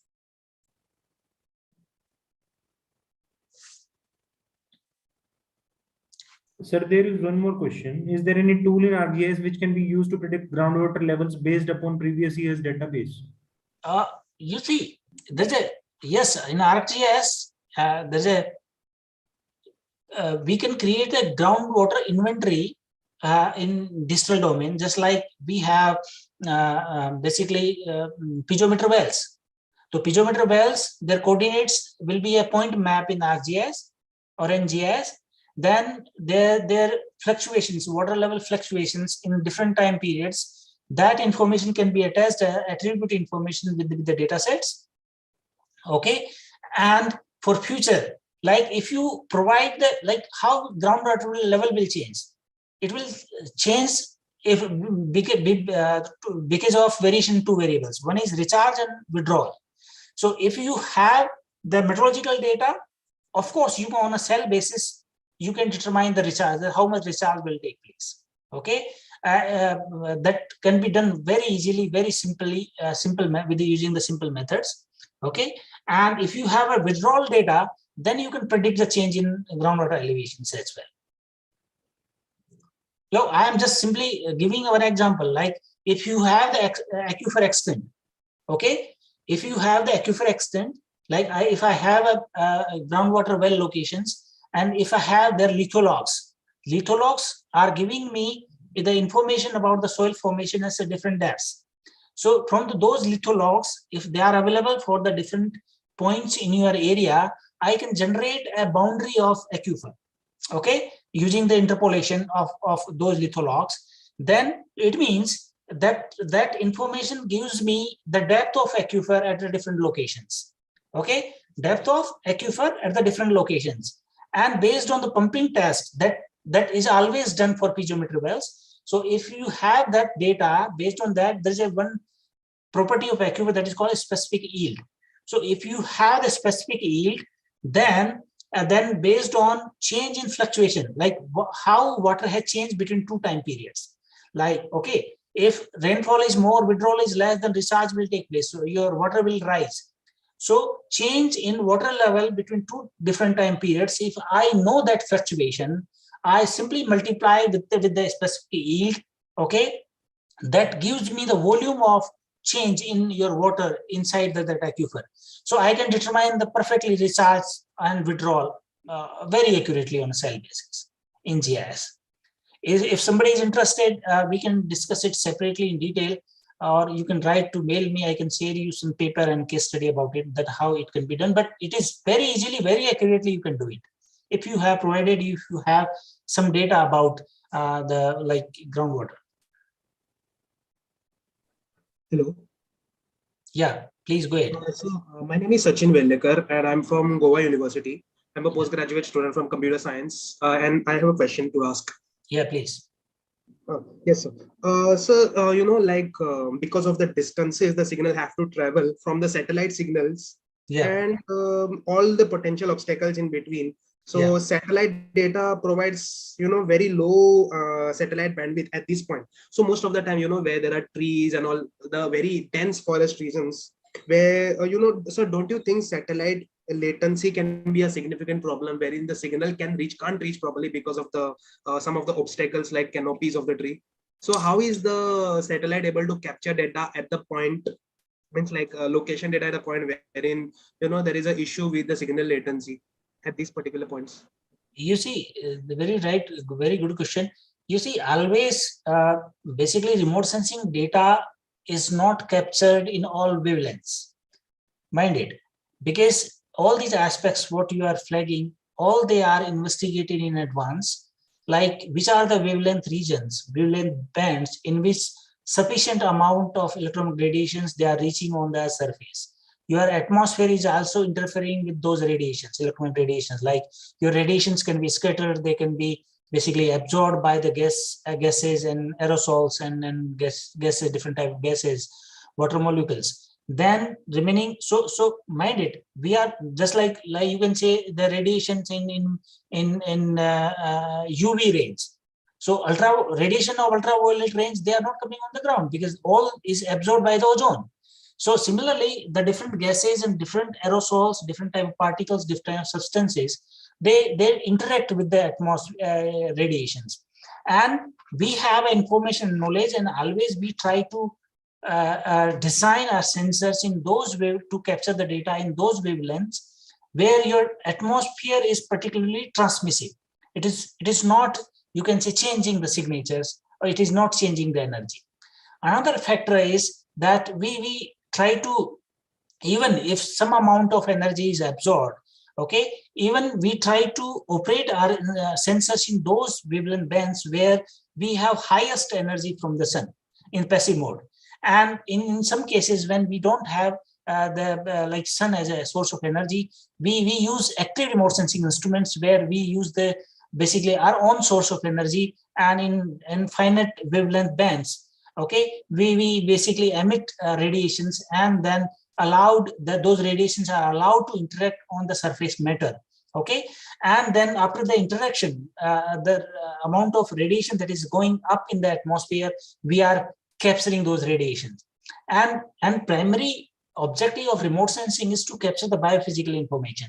like plant canopy. There are many applications where we need plant related information. We need the plant health, we need plant coverage, we need how much chlorophyll that is available in the plant leaves.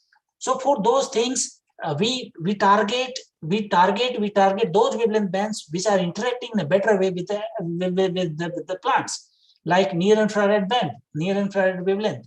So in the near infrared wavelength, we get highest reflectance from the vegetative parts. Okay, so primarily those wavelengths, they are used for those things. There are certain wavelength bands where we don't have any reflectance from vegetation. Okay, so depending, that's why we operate all remote sensing instruments in multiple wavelength bands. Like in hyperspectral remote sensing instruments, they operate in more than 200 bands. Okay, like Hyperion, it operates in 220, 24 bands. Iris, it operates in 240 bands. Okay, so what is our application, target application? How the atmosphere is interacting with the radiations, which are the wavelength regions in which it is transmissive, what type of interaction, what type of biophysical variable we are targeting on the ground. Based on these criteria, we try to select wavelength bands in which we should capture the data sets. Thank you, sir. Any other question, please?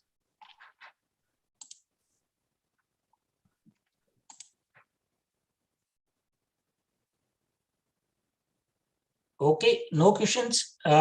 So as far as I was talking about the planning, so basically, you see, GIS is nothing but a sort of data mining tool. It is using very heavily big data analytics. You see, you can do any type of statistical analysis. You can fit any type of models. You can do the predictive modeling. You can do the scenario analysis. You can extract a type of information in a particular, satisfying a particular condition. So all these are nothing but a big data analytics tools. Okay, and all information, it is stored in professional database management systems, which are where data is very secure. You can access data very fast, very accurately. So that's why all type of like deep learning sort of thing and all, they can be very easily implemented in GIS along with the GIS.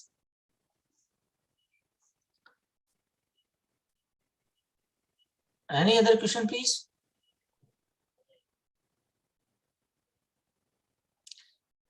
I hope like you can do the scenario modeling. GIS is the best suited for scenario modeling sort of applications, because it gives you capability to overlay the database based on location, and then you can put a lot of conditions. Okay, a lot of decision, you can say criteria to investigate your outputs. And it also facilitates concurrent use, like same database can be used by the multiple users, which is otherwise not possible by any other means. So that's why it is very useful, and its main power is not mapping, its main power is data analytics. That you can do the lot of analysis using data set, you can use a lot of mathematics and logics to arrive at solutions. Okay, so if you have any questions, please, again, you can ask or write on chat box, or I can move ahead with a few case studies. Like one is remote sensing for urban planning. I'm just putting a case study. So I'm just giving a glimpse. Like you can, for urban areas, to know about the temporal changes in how the city is growing, how in which direction it is growing.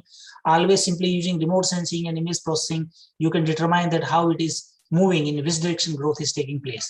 Even not only the built-up areas, you can track the vegetation, how the forest cover or vegetation cover is changing with respect to time. Always you can do it. Okay, so that is then you can do basically land use land cover change. You can estimate temporal, analyze the temporal images, you can analyze them. Okay, then you can prepare land use, and you can track how the things are changing with respect to time. Then another very important application is you can correlate urban growth and environment, just like how the urban growth environment like vegetation, you can say vegetation, or you can say your urban heatlands, temperature, green spaces, that one question was that how you can relate with the green spaces with the you can say environment.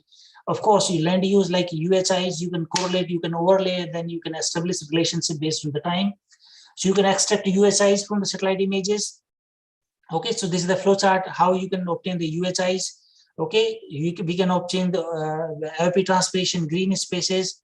So simply, sometimes green spaces also, like if you have the like ET, so even from the LP transpiration also you can have an idea about type of green spaces, density of green spaces, and wherever your ET is more, it means you have the more green spaces. So those things can be done very easily, or indirectly using many variables also you can correlate with them. So like this is the example where urban growth is correlated with the land surface temperature. So you can have an idea about like wherever you have the more built up surfaces, your land surface temperature is more, okay, due to the basically sensible heat, because this is a perfect energy balance. You see, on the land, when the energy is incidented, it is interacted in three ways. Either incoming solar radiations, that is net radiation, it is partitioned into three parts. One part radiation is used in latent heat. So if you have sufficient moisture and vegetation, the significant portion of incoming solar radiation, it will be consumed in latent heat. It means in evaporation and evapotranspiration. And one part is absorbed by the ground, okay, that is ground flux, and the remaining portion, so net radiation minus latent heat minus your ground flux, that is available sensible heat. And so that sensible heat is primarily basically flux exchange between your land surface and atmosphere. So the sensible heat will responsible for increase in basically your temperature, air temperature. So if your ground flux is less, okay, like if you have more hard surfaces, reflective surfaces, then your ground absorption will be less, and more you can say radiation will be reflected back. Similarly, if you have less vegetation, your latent heat will be less, and your amount of radiation there, it is getting converted into sensible heat. So sensible heat will basically reflect into increase in air temperature. So perfectly, your surface energy balance can be related with land use land cover things very accurately, and that is on a cell basis in GIS. That is the example where how we can relate with urban growth or change in land use land cover with the different type of environmental phenomena. So this is the one example that how we can correlate the basically land use land cover and LST or land use land cover or built up density, and then you can have perfect correlations you can study, and how it will changing with us through time. Even such things can be used to for adaptations. Okay, like you can decide the land use based adaptations, like you can create the green spaces, you can create artificial water bodies, so they will change the energy balance, and you can contain the effect of UHIs in your areas, because UHIs in urban areas, they are basically sparingly effect. If you convert the land use land cover, less green spaces, less water bodies, more sensible heat, okay, and your surface will be heated, land surface temperature will be more, you require more cooling, so you will use the ACs and many more things that will again lead to the CFC gases, and so it is a sparingly effect. So a lot of, you can say nowadays emphasis is going on, a lot of research is going on, that how basically we can identify land use land cover based adaptation and mitigation measures to deal with the USIs and the climate effects in urban areas, because that is very severe in urban areas. We did a lot of studies in this area, and we find out an alarming sort of situation in urban areas, because uncontrolled conversion of pervious areas into impervious one, they are leading to the very unhealthy, you can say, or unsustainable environmental conditions. Okay, like this is how the urban density of built up density is related with the UHI. And see, it is perfectly your LST curve and built up density, land density is their trend is perfectly matching. So it is indicating that wherever the built up density is more, Okay, more temperature will be, land surface temperature will be more, and this can create a USI effect. Then this is another case study where I was telling that one of my PhD student did a PhD research where we have developed some algorithms by which we can automatically extract the building footprint from the satellite images. Okay, and different type of you can say footprints, like industries, industrial buildings, institutional buildings, slums, even plant buildings, plant areas, all those things can be extracted automatically. And we have used certain contextual information, certain, you can say, geometrical information that is inherently available in the remote sensing images, okay, to develop algorithms to capture those features automatically. Okay, so again, our study was Jaipur city only, and we use a high resolution data sets, QuickBird, okay, that was 24 meter in multispectral mode and 0.6 meter in panchromatic mode.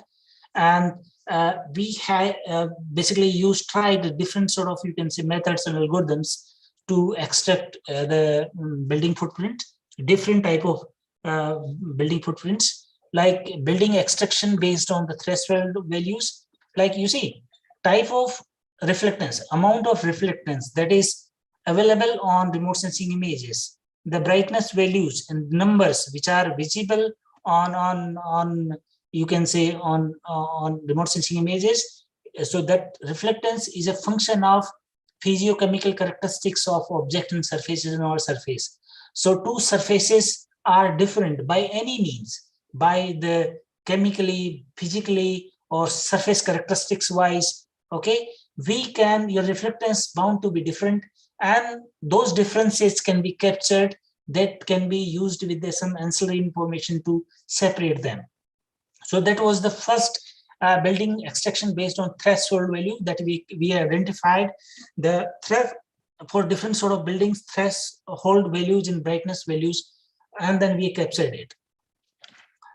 Okay, so there is a question.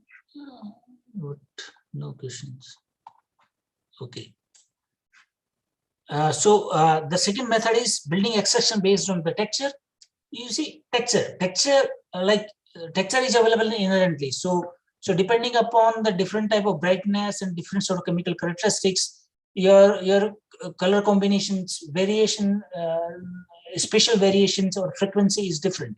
That is defined by the texture. So by capturing the texture, and we know the texture of residential buildings is quite different than institutional buildings, commercial buildings. So those textural differences and their association with respect to different type of land uses, they are basically used in developing the algorithms to detect the building footprint. Then we used the building shadows and the corner information, like shape of different, like a road is also, concrete road is a built up surface, and rooftop is a building surface. But how they can be separated? They can be separated, we are separated using the shape of the objects. So those objects are captured, the shapes are quantified, then they are compared, and those comparisons are based on the built up knowledge base, and using those big data analytics, we can compare that with the knowledge base, and then we identified that, okay, this sort of feature might be this. So automatically those decision rules are implemented to identify those things. Then another algorithm we tried to extract the buildings based on threshold, texture, and shadow. Combined, all these three are combined together, and I'm showing the results of all those three. Okay, like this is through the threshold that we have remote sensing images. Then basically we have separated the non-building part from the images, like vegetation through NDVI, shadows. So detect the vegetation shadows. Then we have put a mask on the buildings so that a decision rule says they should not be overlapped with the decision of vegetation. Okay, then we did a post-processing rough building mask. We have apply a morphological filter, okay, targeting this different sort of shapes, and then identifying the filling holes like a building. So in some building parts, some patch is having some reflectance, but that is a part of building. So such patches are filled through the filtering techniques, and then basically final buildings are extracted. So this is the case study. Then there's the second methodology based on the texture. Again, so the texture, remote sensing images are taken, the textures are quantified, images are segmented, and after the segmentation, the textures are quantified. Then we use the k-mean clustering algorithm for generating the building mass. Okay, and those building, you can say mass and using the texture generated pixel values. And then in post-processing, we have separated, classified those, you can say texture pixels into different building classes. Then we have combined with the building shadow and corner information. So this is the methodology that how we compared the corners, the shape of the different buildings, and we use the shadows. Like if you have a multi-story building, okay, it will have a shadow in one particular direction. So those shadows are identified through the ratioing techniques, and then those objects are, so shadows are quantified, and then based on the shape, we have tried to identify different type of the buildings. And in another method, we have combined together all these three: threshold, texture, shadow, and shape. And then we have obtained basically the building parts. So now just look at it.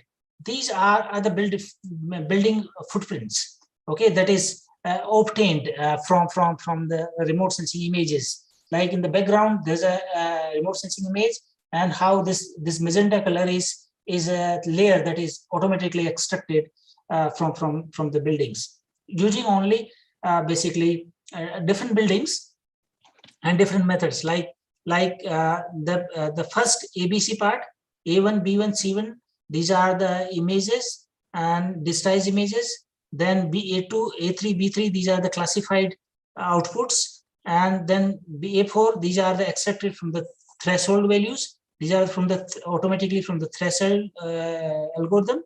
And then these are 5. These are using for the texture, and these are used for the texture, shadow, and threshold. So just look at it.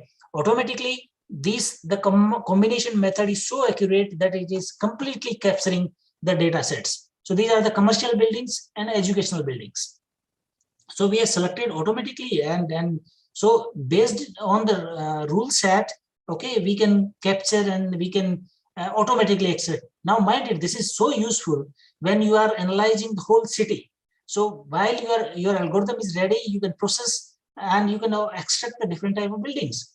Such an information can be very helpful in building tax and tax in property taxing and many more sort of applications, like in planning or renewable energy, solar panel placement, and many more studies. Such an information can be used. This is extraction of plant buildings. Now look at it. This is perfectly capturing, because plant buildings have perfectly particular shape. They have, their shape can be defined in terms of ratio of their width and length. And see this part where we are used basically combine together the texture, shadow, and shape, and basically thresholds, and your outputs are so accurate, seems to be so accurate that automatically we can capture them. These are unplanned buildings, like unplanned colonies, but still our algorithm is working fine. That at least building tops and the building plans areas, they are well captured from the unplanned buildings as well.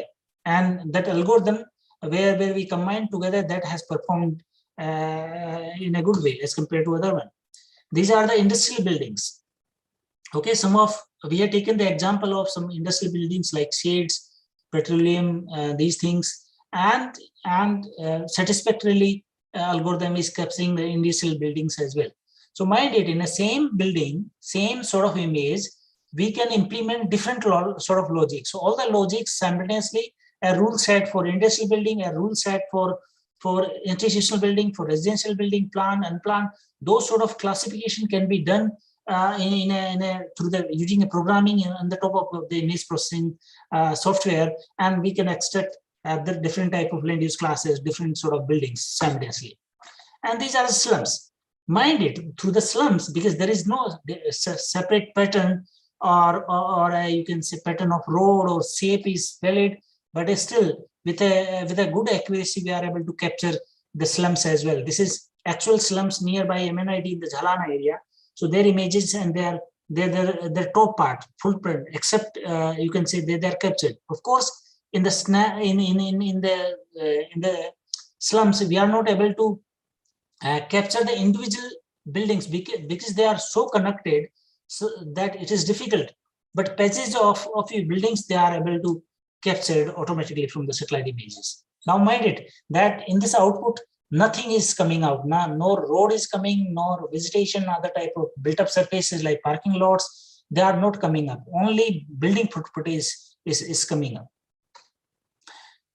Okay, so that was the case study of you can say where using data analytics techniques, data mining, and big data analytics techniques, how we can process the different type of contextual biophysical information that is available in remote sensing images to capture the built up part of the areas. Any questions, please, from this? If you have any questions, you are welcome. So there's a one question on the toolbox. So this is, can you give ideas about satellite image compression using deep learning? You see, image compression, yes, definitely. There are variety of, still people are using different sort of image compression techniques. You see, image is what? It's a rectangular array of pixels. Rectangular array of pixels. And compression of satellite images, essentially you need to reduce the number of data points without compromising your information content. That is the soul behind this data compression techniques. So generally, sometimes if you know something, you can cluster the image into different segments, and then you can target similar sort of clusters can be converted into single databases. Okay, so it means inherently using deep learning, we can identify the different hidden patterns from the pixel values. Then we can combine together into objects, and through that multiple pixels data points, they can be converted into a single object, okay, without compromising the inherent conditions. So that sort of techniques can be used for data compression. And of course, that is through the deep learning, other machine learning techniques can be used for such things. I hope I have given some hint that how we can use it for data compression of satellite images. Any other question, please?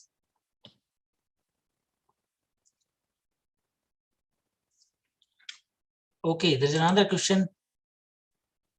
Is it possible to identify the damages in buildings using RS sensing images? Of course, you can identify damages. What type of damages? If you are thinking of earthquake sort of damages, yes, you can do. Okay, but if you are saying that there are small cracks in the buildings, such small things cannot be identified, but big damages, you can capture it from high resolution satellite images.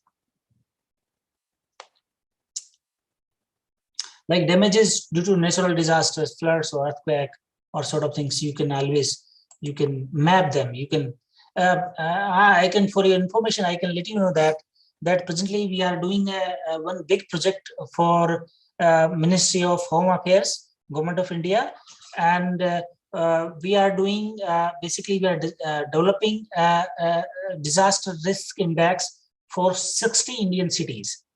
And that information is Government of India is going to use, like Government of India has created a mitigation fund. They want to rehabilitate, they want to basically reduce the chances of, you can say, hazards in cities, and they want to identify those areas where vulnerability is more due to natural disasters. So we are developing that disaster risk, and we are using extensively remote sensing images. Okay, to we are segmenting, means to identify the different sort of built forms. Okay, we are using the satellite images.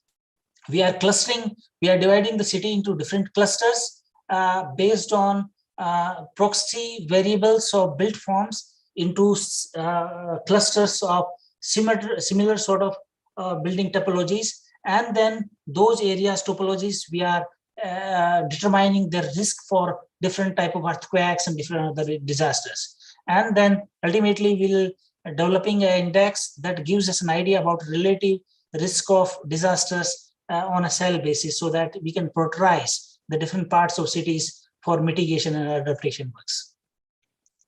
Okay, so that can be done through the basically a lot of, you can say, knowledge base and data analytics can be used in images to identify the hidden patterns and things. Any other question, please?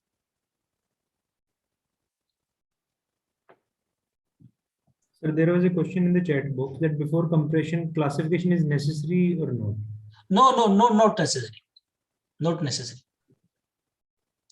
Because you see, we can compress the images as a function of reflectance. For example, as a function of pattern in reflectance or a texture, means you can use any type of inherent characteristics that is available. Of course, sometimes even we can refine our classification through these compression techniques, like object-based classification techniques, where we reduce the decision points. Like on per pixel classification, you are making decision of classification about 1 pixel.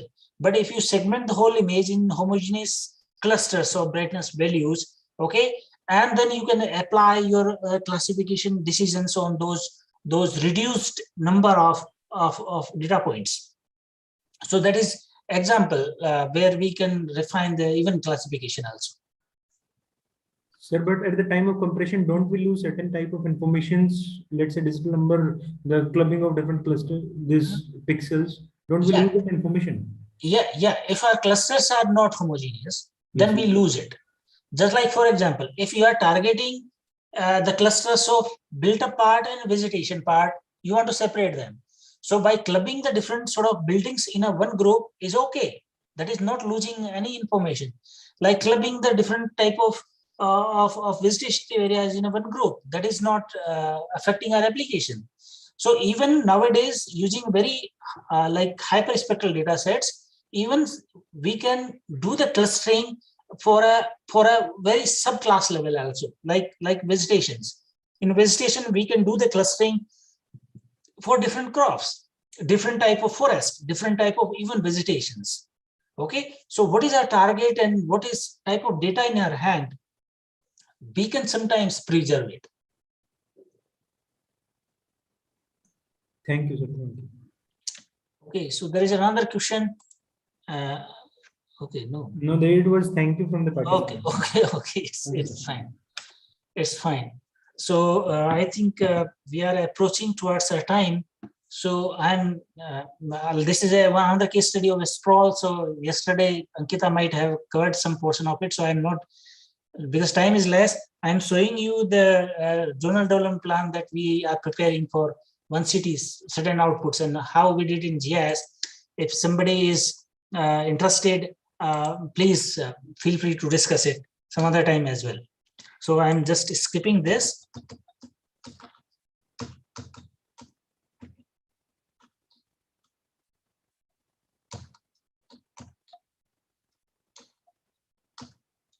Yeah, land suitability also we did it for 2 cities. So yeah, so I'm just for the city in Sujangarh. Okay, in Rajasthan, we just developed, just like we are completing this work. So we are developing basically zonal development plan for and how we have progressed, what type of data we used.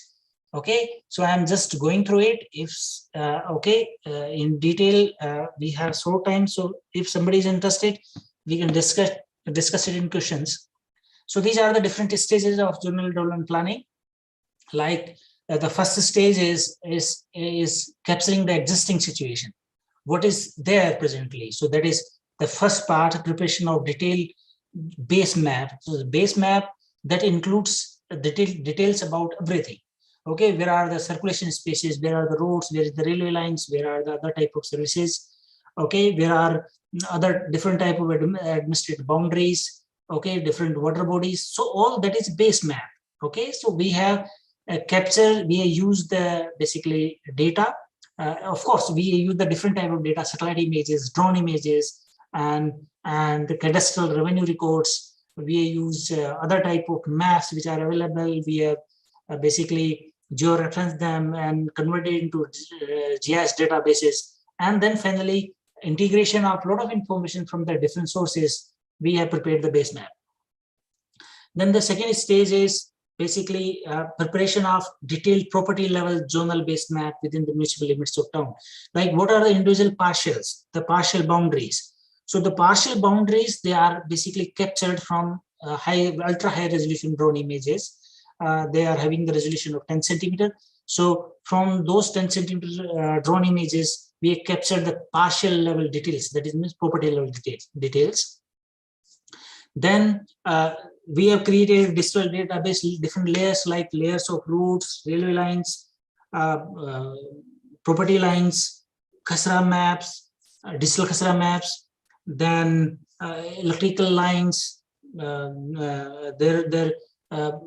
type of facilities. So their database was created. Okay, so that was the first part, data capturing part, and then converting data part into digital one. Then in the second stage, superimposition of all commitments, revenue maps, government land, natural major physical features, ward boundary and base map. So superimposition, because you see all information is created with a common coordinate and precision system. So all the characteristics of different locations, whether it is a partial, what type of land, what is khasra there, whether electric line is there or not, this ward mein, which ward it is, which zone it is, which boundary it is. So all data set is in digital domain. So superimposition is nothing but overlay of different themes. So it is very easy. Simply you open the files in GIS and you can generate the outputs. The superimposition is very easy.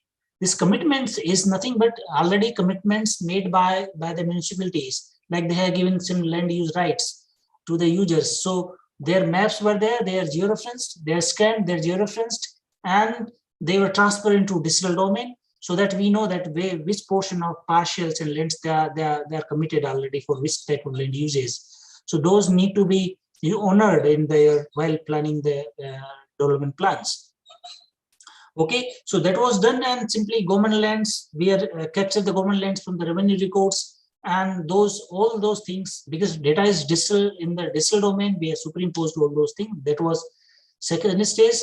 Third stage was ground verification, because of course always we are capturing data from different sources, there may be some mistakes. So just to verify this, okay, a very extensive ground verification was developed at the random locations, and are almost all sort of, like you can see, locations are examined in the field to check whether our database that is captured, it is correct or not. So whatever you can say, because from the remote sensing all data sets, land cover and land use, there's a difference. Land cover is easily captured, but what is the land use? Sometimes we can commit the mistake in land use. Like in a same house, there may be some commercial activities going on, or a building that is located in a residential scheme, it may be using for the commercial domain. Sometimes a particular land was a residence, then it is converted into school or hospital. So such land use differences may be there. So to verify those land uses, essentially ground verification was done, and land use was corrected after the ground verification feedback on a partial level. Okay, then in the fourth stage, basically we have finalized the base map. So after the verification, so first stage is data capturing and GIS database creation. Okay, third stage is superimposition, then preparation of base map, then going into field, verification of land use of all the partials and properties. Okay, then finalization of base map. So that was the fourth step. In the fifth step, the base map or existing situation was superimposed on the master plan. Okay, like master plan, it was for 2035. So 2037, sorry. So it was superimposed, and it was determined what are the changes. Means what are the land use, circulation facilities in the provisions in the master plan, and how existing situation is there, how much deviations are there. Okay, in basically, so the facility gap analysis, it was done here in stage 5, that your existing situation was compared with the master plan, it was compared with the standards. Okay, so first variation was prepared with the master plan, then it was compared with the standards, and then facility gaps are determined on the different scale, on ward scale, on zone scale, and city scale. Okay, at a 3 different scale. And then in the next stage, stage 6, okay, the proper adequate provisioning for those gaps, provisionings were done in land uses for different public facilities. Road network was suggested, okay, to facilitate the required norms of circulation spaces to ensure the transport connectivity. Okay, so all those aspects are considered in mind, and appropriate selection of these provisioning of these services are done. Their locations are identified, and a draft zonal plan was prepared. Then it was released for public, you can say, objections and suggestions. After the receiving the public suggestions, okay, it was again re-verified with the existing situation, with the master plan provisions and on the ground, and some objections are you can say declined, some are accepted in this after discussion with the municipality and the representatives. And then final you can say zonal development plans were developed. For zone-wise planning, ward-wise planning was done with respect to facilities, with respect to circulation spaces, with respect to land use provisionings. All those things are done to ensure that that for 2037, all required facilities should be there, development provisioning should be there in each zone. That was done. And in the final, I think it is now in the final approval stages. The zonal plan we have prepared, it is in final stages. So I'm just showing this is the location of Sujangarh. Okay, before that there's a question on chat box. No, there's no question. Okay. Okay, so this is like demography, connectivity of Sujangarh. And then this is basically urban area. So this this boundary, inside boundary is urbanizable area. Okay, and this is outer one. This is basically peripheral belt. Okay, these are the different zones A, B, C, D, E, F. These are the different zones. Inside there are A, B, C, D, and outside is E, F. These are the zones. These are the highways and highway development control belts, the plantation belt and controlling belt, all other type of like facilities and type of things which are developed or captured in GIS. Ultimately, they are superimposed. And this is the superimposed, you can say, output for the Sujangarh. Then this is basic introduction. And this is number of villages which are lying in the basically that notified urban area limit of different villages. Then this is demographic details, okay, based on the population of 2011 census. And this is basically brief overview of master plan that was prepared by the planning department. And these are the provisioning of different sort of, you can say, public services in the master plan. And then basically we have like as I explained, that we have captured the data, we have created GIS database, we have overlaid, we have calculated the basically defined the planning zones. These are the different ABCD, these are the planning zones, their respective population in different years. Then these are the planning zones. So planning zones are defined based on the connecting like roads, topography, geographical already available zones. So considering all those aspects, further zones were classified. And then data, ultra high resolution data was captured from the drones, so UAVs. So before that, before drone survey, the extensive ground control points were established using DGPS, okay, throughout the city. These are the DGPS points which are accurately using a number of hours of satellite-based readings. Those coordinates were captured and marked on the ground. Then drone was fly and the satellite image was captured. Sorry, drone images are captured from the. So this is the drone image. That is your zone boundaries superimposed on this. Okay, and then in the next we have captured. This is Kasra map. So Kasra map was georeferenced and it was superimposed on the ground. Just you can look at it, because Khasra maps are cloth maps, 1:4,000 maps, and they are wear and tear, lot of, so because georeferencing, number of GCPs are used, but the georeferencing may have some error because your maps may be synced in some corner, uneven shrinkage is there. So some errors were observed in the, but by and large it is satisfactory. Okay, so this is superimposition of Khasra maps. Then this is commitments already made by the council. So those commitment maps are georeferenced and they are translated on your existing situation and checked whether the planned things are existing or not. Like this is the basically the same the commitment that was made, and this is verified on the ground and it is marked on the ground. Okay, then digitization of roads are digitized. Okay, circulation spaces, all roads, all type of you can say railway network. Then this digitization of physical features. Okay, building topologies, like where is the park, where is the water bodies, most of things, open spaces. And so this is the digitization of physical features. And this is existing land use. After detailed, you can say digitization of property level details, capturing of physical features and all. So this is existing land use map. And this was basically verified on the ground. Okay, land use was verified, and this is final existing land use map after ground verification. And these are the different type of existing land use, you can say the provisions are available. So then it was compared with the master plan.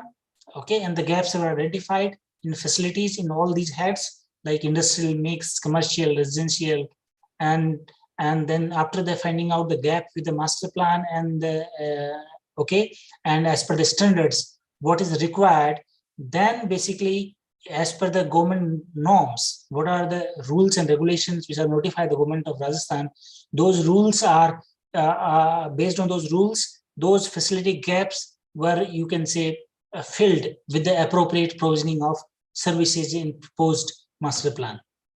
So this is the gap analysis with the master plan and with the existing one, all type of things are calculated. And then this is after the gap analysis, and we have made a provisions of different sort of services throughout this. Okay, and this is your proposed, you can say, zonal development plan.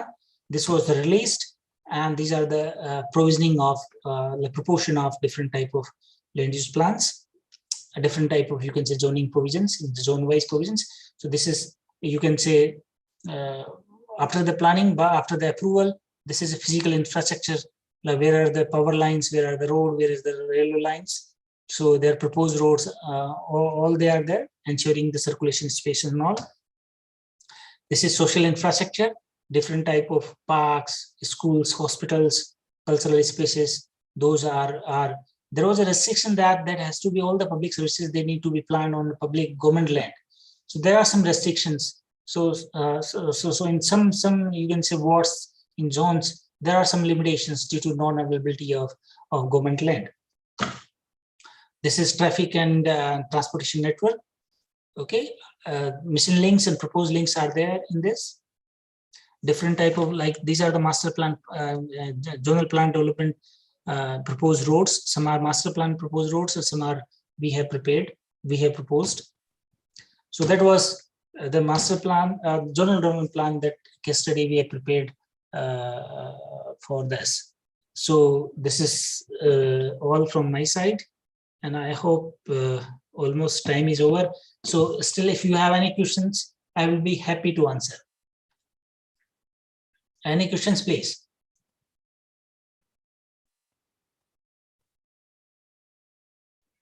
Any part from architecture, planning, and civil engineering department, you all are requested to kindly, because urban planning and these development plan formulations are basically part of their domain. So you all are requested to kindly participate in the discussion, and you should actually see the physical or the real life example of this Sujangarh area. So all are requested to kindly unmute themselves, whosoever is willing to ask the question.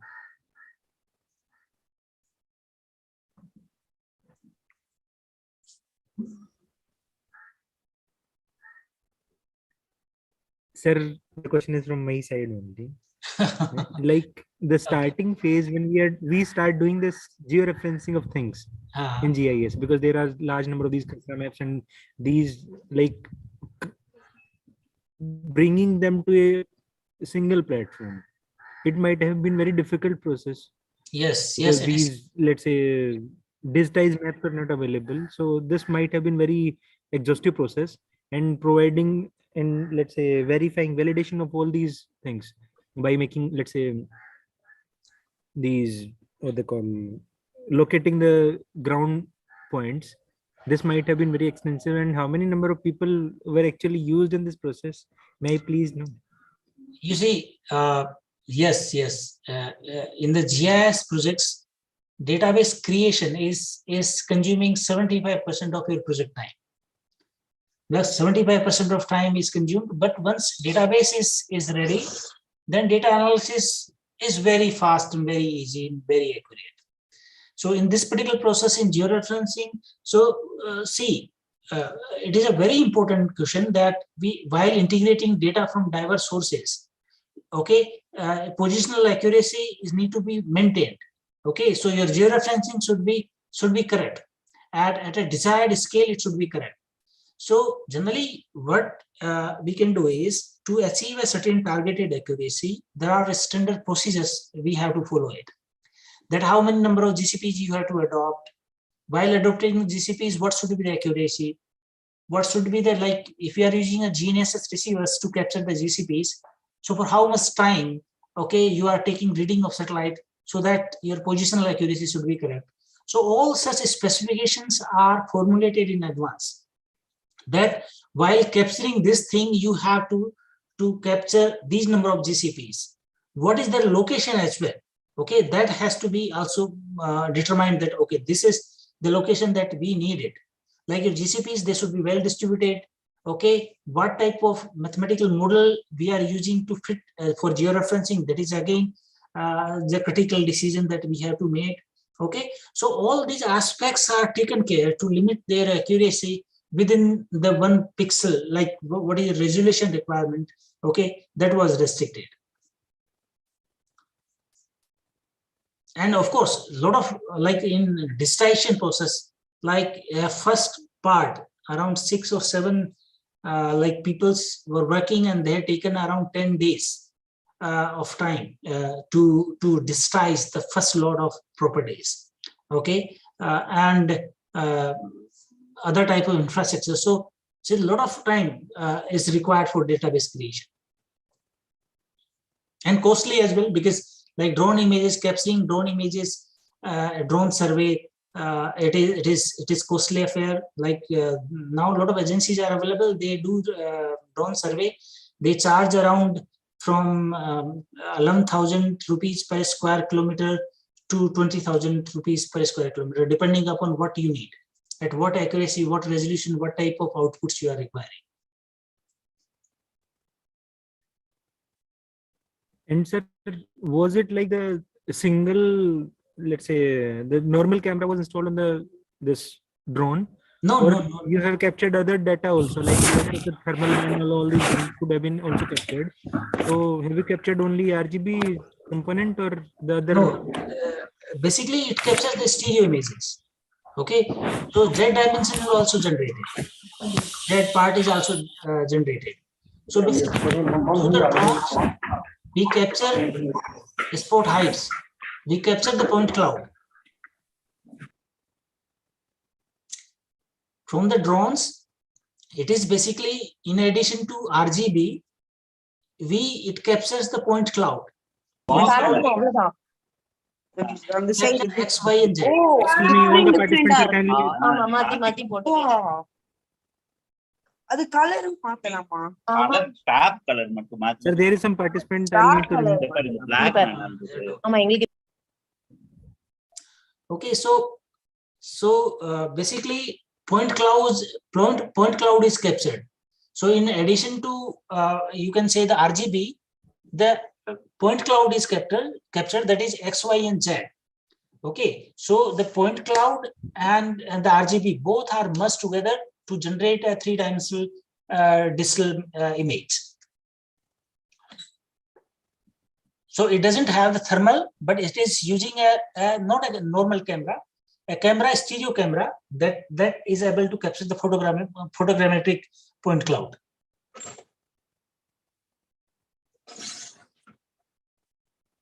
मतलब जो शादी ब्याह में use करता है वो camera Thank you very much for taking your time and delivering the expert lecture on both the topics. Sir, there is one more question. Yeah. From Pooja Chaudhary. Georeferencing has its limitation. Like when the tool cannot locate a certain address, it automatically, without alerting the user, searches through other geographical levels. How to deal with it? Please can. Sir, it's available in chat box. I'm unable to read it. Yeah. Georeferencing has its limitation. Like okay, let me check. Like when this tool cannot locate a certain address, it automatically, without altering the user's, searches through other geographic levels.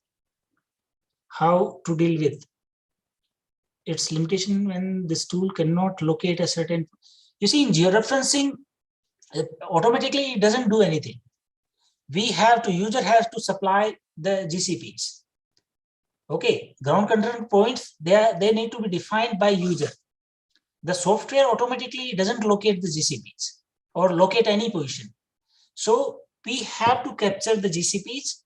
Now GCPs can be captured from the field, directly from the field, using GPS or some satellite positioning solutions, or you can obtain the GCPs from already available reference maps like superintendent opposites. Okay, and use those GCPs. Now you should ensure that these GCPs, they should be well distributed throughout your image. Then it will be okay. I hope that the question is answered. You can switch on your micro, like phone, and then if you can ask. Voice is breaking. So okay, I'm repeating it. So basically, in georeferencing, the algorithm or software doesn't do anything automatically. Okay, georeferencing is required number of GCPs, and those GCPs need to be captured by the user. Now, GCPs can be observed from the already available maps, georeference maps, or we can go into field. Sir, and the voice is breaking. Maybe due to the signal issues. Maybe there are signal issues. Okay. So now, is it coming up? Sir, it's coming through. Okay, so I was saying that in georeferencing, GCPs need to be collected by user, not, it doesn't do anything automatically. Okay, so GCPs, user has to either capture from already available georeference maps or from satellite-based positioning solutions like GNSS. But you should ensure that GCPs, they should be well distributed throughout your image. If you have sufficient number of GCPs and they are well distributed, then your georeferencing will be okay.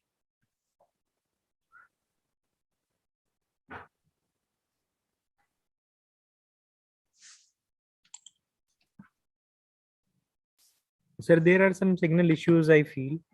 Okay, so maybe. If it's audible from my side, we are very thankful to you for delivering both the sessions on a very lighter note and to the best explanations that I could see.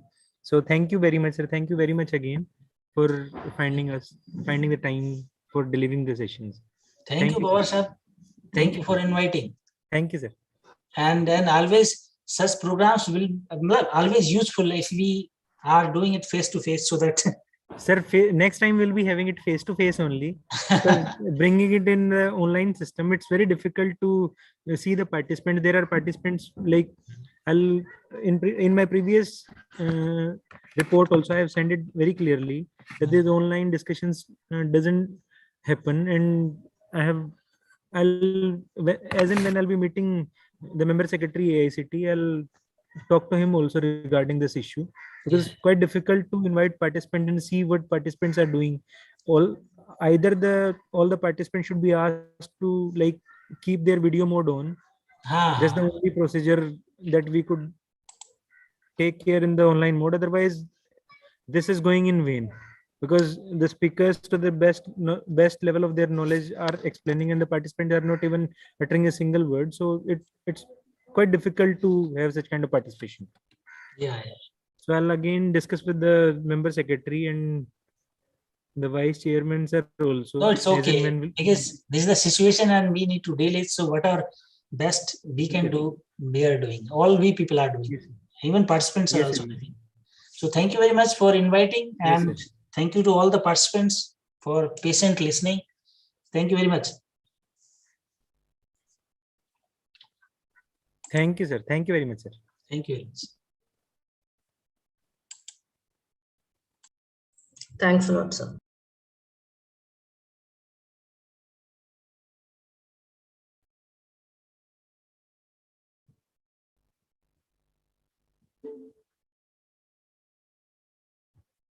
To all the participants, it's quite difficult to see and quite like embarrassing when the expert is asking questions rather than asking for discussion. Then none of the participants basically tries to like participate in discussions. That will be reported, no doubt.